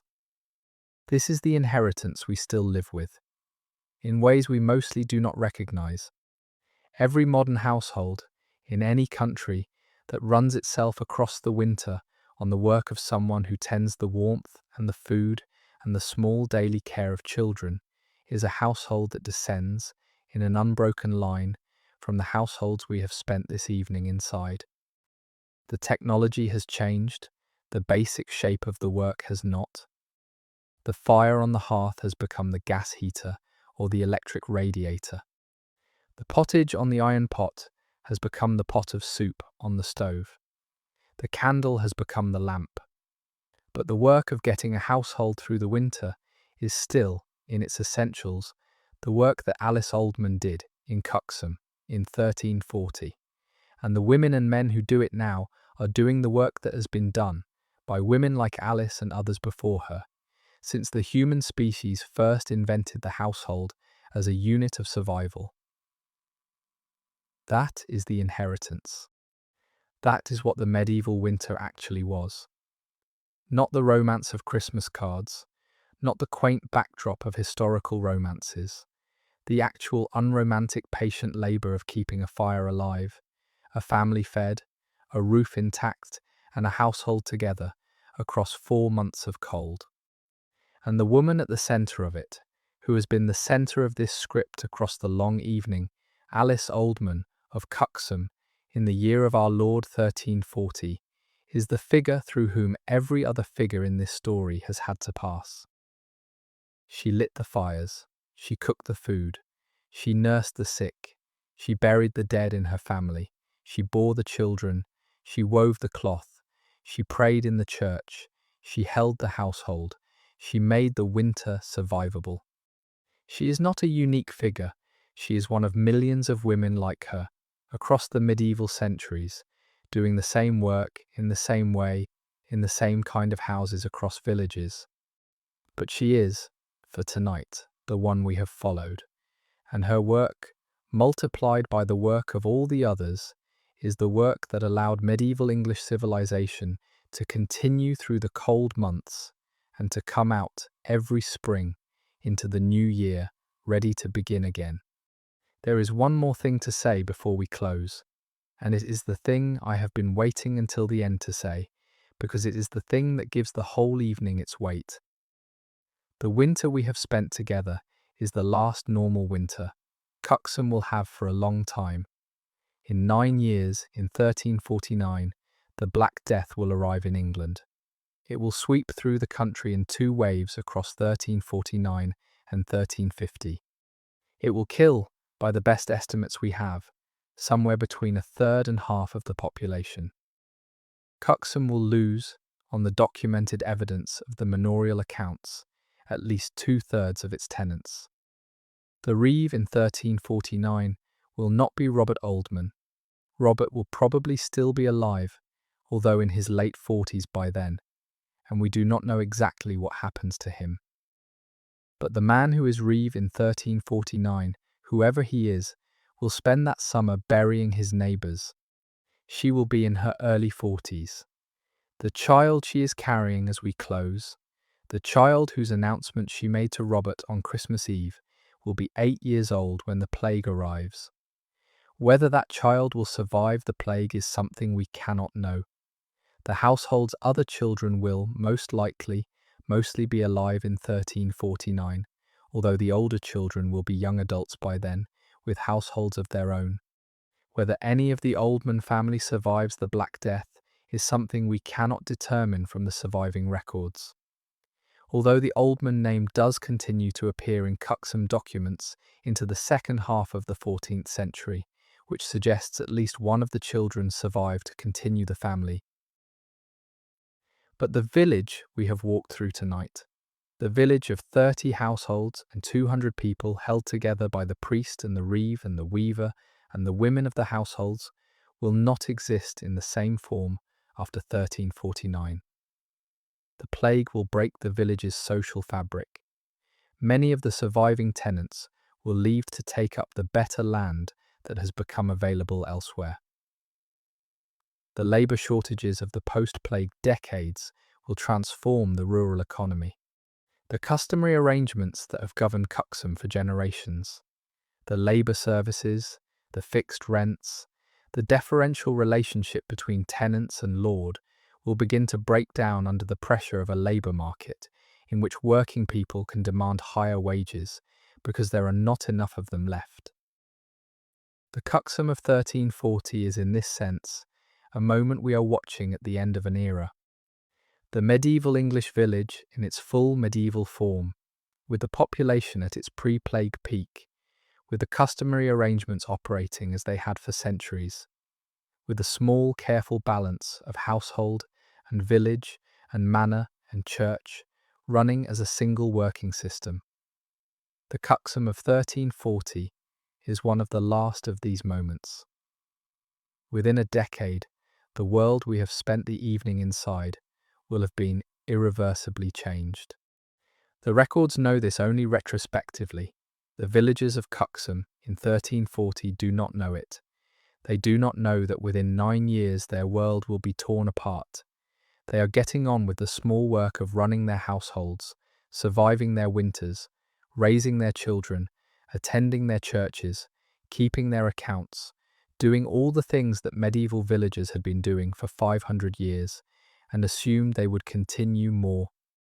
This is what makes the moment we have been visiting both ordinary and extraordinary.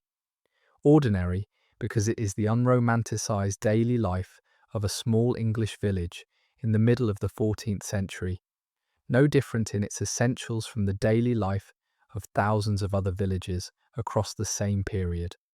Extraordinary because we are visiting it at a particular moment of historical balance, a moment when the medieval world was still itself, still functioning according to its old rhythms, still innocent of the catastrophe that was about to arrive. The winter of 1340 to 1341 is one of the last winters in which the medieval English village was still, fully, the medieval English village. I bring this up not to lend dramatic weight to what has been a quiet domestic story, but because the awareness of the coming plague gives an extra dimension to the work we have just watched Alice do. She has been keeping her household alive across a winter that in its specifics was challenging but not exceptional. And she has been doing it without knowing that the next decade will bring a far greater challenge than any winter could pose. The patience and care and competence she has demonstrated across the 4 months we have spent with her are the same patience and care and competence that women like her would need in 1349 and the years that followed to hold their households together through a calamity that the medieval mind had no framework for understanding. The medieval winter household was, in this sense, a kind of school. The work of getting through the cold months, the careful management of stores, the patient nursing of the sick, the maintenance of the small daily rhythms in the face of difficulty, was the same work that would, in extreme circumstances, allow a household to survive plague, war, famine, or any of the other large catastrophes that medieval life could deliver. The women who learned the work in ordinary winters were the women who, when extraordinary times came, were already trained for what would be required. Alice does not know any of this, of course. She is doing the work because the work is what is required of her, this winter, in this household, in this village, in this year. The fact that the same work would equip her 8 years from now, for whatever the plague would bring, is a fact that history can see, but that she cannot. She is just getting on with it. This brings us, properly, to the close of our evening. The winter is over. The household has crossed it. Alice is now, in late March, looking forward to the spring's lambing and the summer's child and the year's new work. Robert is at the manor accounts, preparing for the spring court. The children are healthy, the household is solvent, the village is intact. The whole picture, on the day we are leaving it, is one of a household and a village in their normal good order, ready for the year ahead. There will be more winters. Some of them will be harder than this one. The winter of 1349-1350 will be the hardest of them all, although the worst of the plague will have passed by autumn 1349. And the winter that follows will be a winter of slow recovery rather than acute crisis. There will be winters in the 1360s when famine returns. There will be winters in the 1370s when the labour shortages of the post-plague era have transformed the rural economy beyond recognition. There will be winters across the rest of the medieval period and into the early modern period, each of them slightly different from the others. Each of them survived by the households of villages like Cuxham across England, by women like Alice Oldman, doing the work that needed to be done. But the winter of 1340 to 1341 is the one we have spent together. It was a normal medieval winter, in a normal medieval village household, run by a normal medieval woman with normal medieval competence. And what it shows, when you look at it carefully, is that the medieval winter was, in its essential shape, an extraordinary feat of human organisation. 5 million people, in tens of thousands of houses, in thousands of villages, surviving 4 months a year of cold, so deep it would kill any of them within hours if the household failed. On the basis of a small accumulated set of techniques and habits and customs that had been refined across centuries and that worked year after year with statistical reliability that matched any modern survival system. The medieval winter is one of the great quiet achievements of human civilization. It is the achievement of households, not of kings. It is the achievement of women, primarily, although men contributed substantially. It is the achievement that allowed every other achievement of the medieval period, the cathedrals, the universities, the legal systems, the literary traditions, to exist, because without households surviving the cold months, there would have been no civilization to produce any of those things.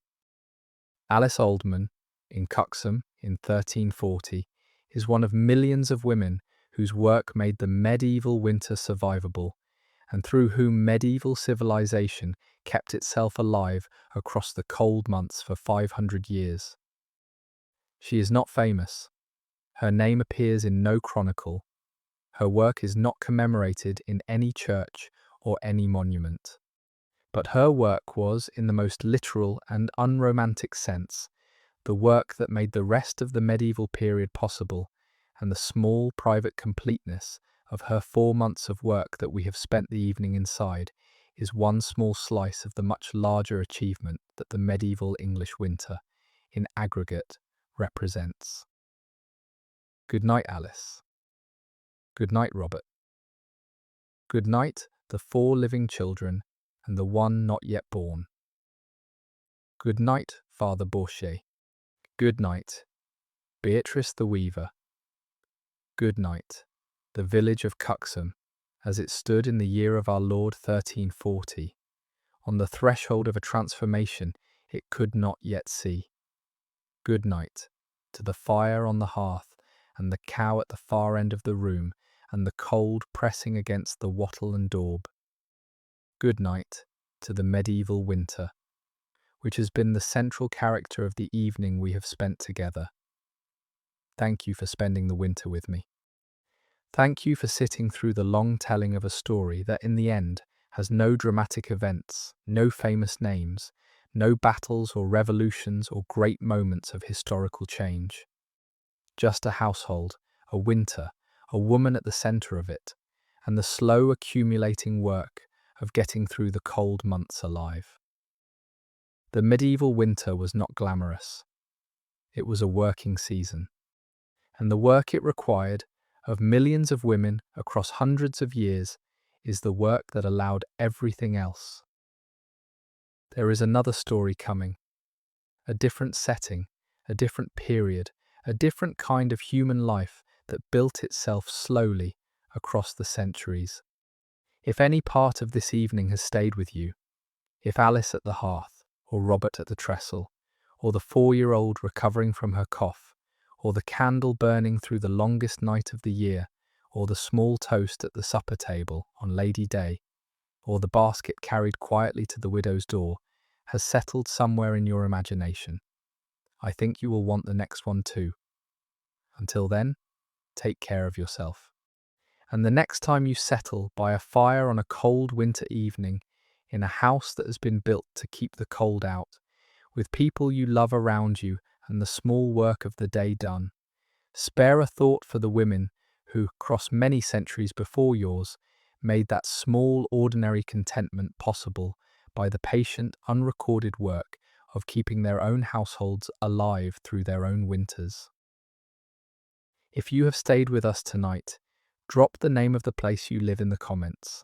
Tell me what your winter looks like there. Tell me whether the snow has come yet or whether you are still waiting for it. Tell me what you do in your own house on the cold nights that has stayed with you across the years. I read the comments. The map of where you all are, taken together, is one of the small pleasures of this work, and the small ordinary entries from places I have never been are part of why I keep doing it. Good night, Alice, asleep in the bed beside Robert, in the dim room with the banked fire, and the 4 children breathing softly across the curtained corner, and the cow sorrel shifting in her stall at the far end, and the cold pressing at the wattle and daub, but not getting in. Good night to the household that has held itself together across the 4 months we have spent inside it. Good night to the small work that, across the centuries before yours, and the centuries to come, has been the actual substance of human civilization, regardless of what the chronicles record. Good night to the wood smoke rising from 100 chimneys along the village street, each chimney the sign of a household awake and safe and warm. Good night to the candle Alice extinguished on the wooden stand beside the bed, and to the smaller embers under the layer of ash on the central hearth, which will carry the household's fire through to morning. Good night to the long quiet hours ahead, before the dawn calls Alice up to do it all again. Good night. Sleep warm. And spare a small thought, somewhere on the far side of sleep, for the woman at the hearth who has held the whole of this evening in her steady, patient hands.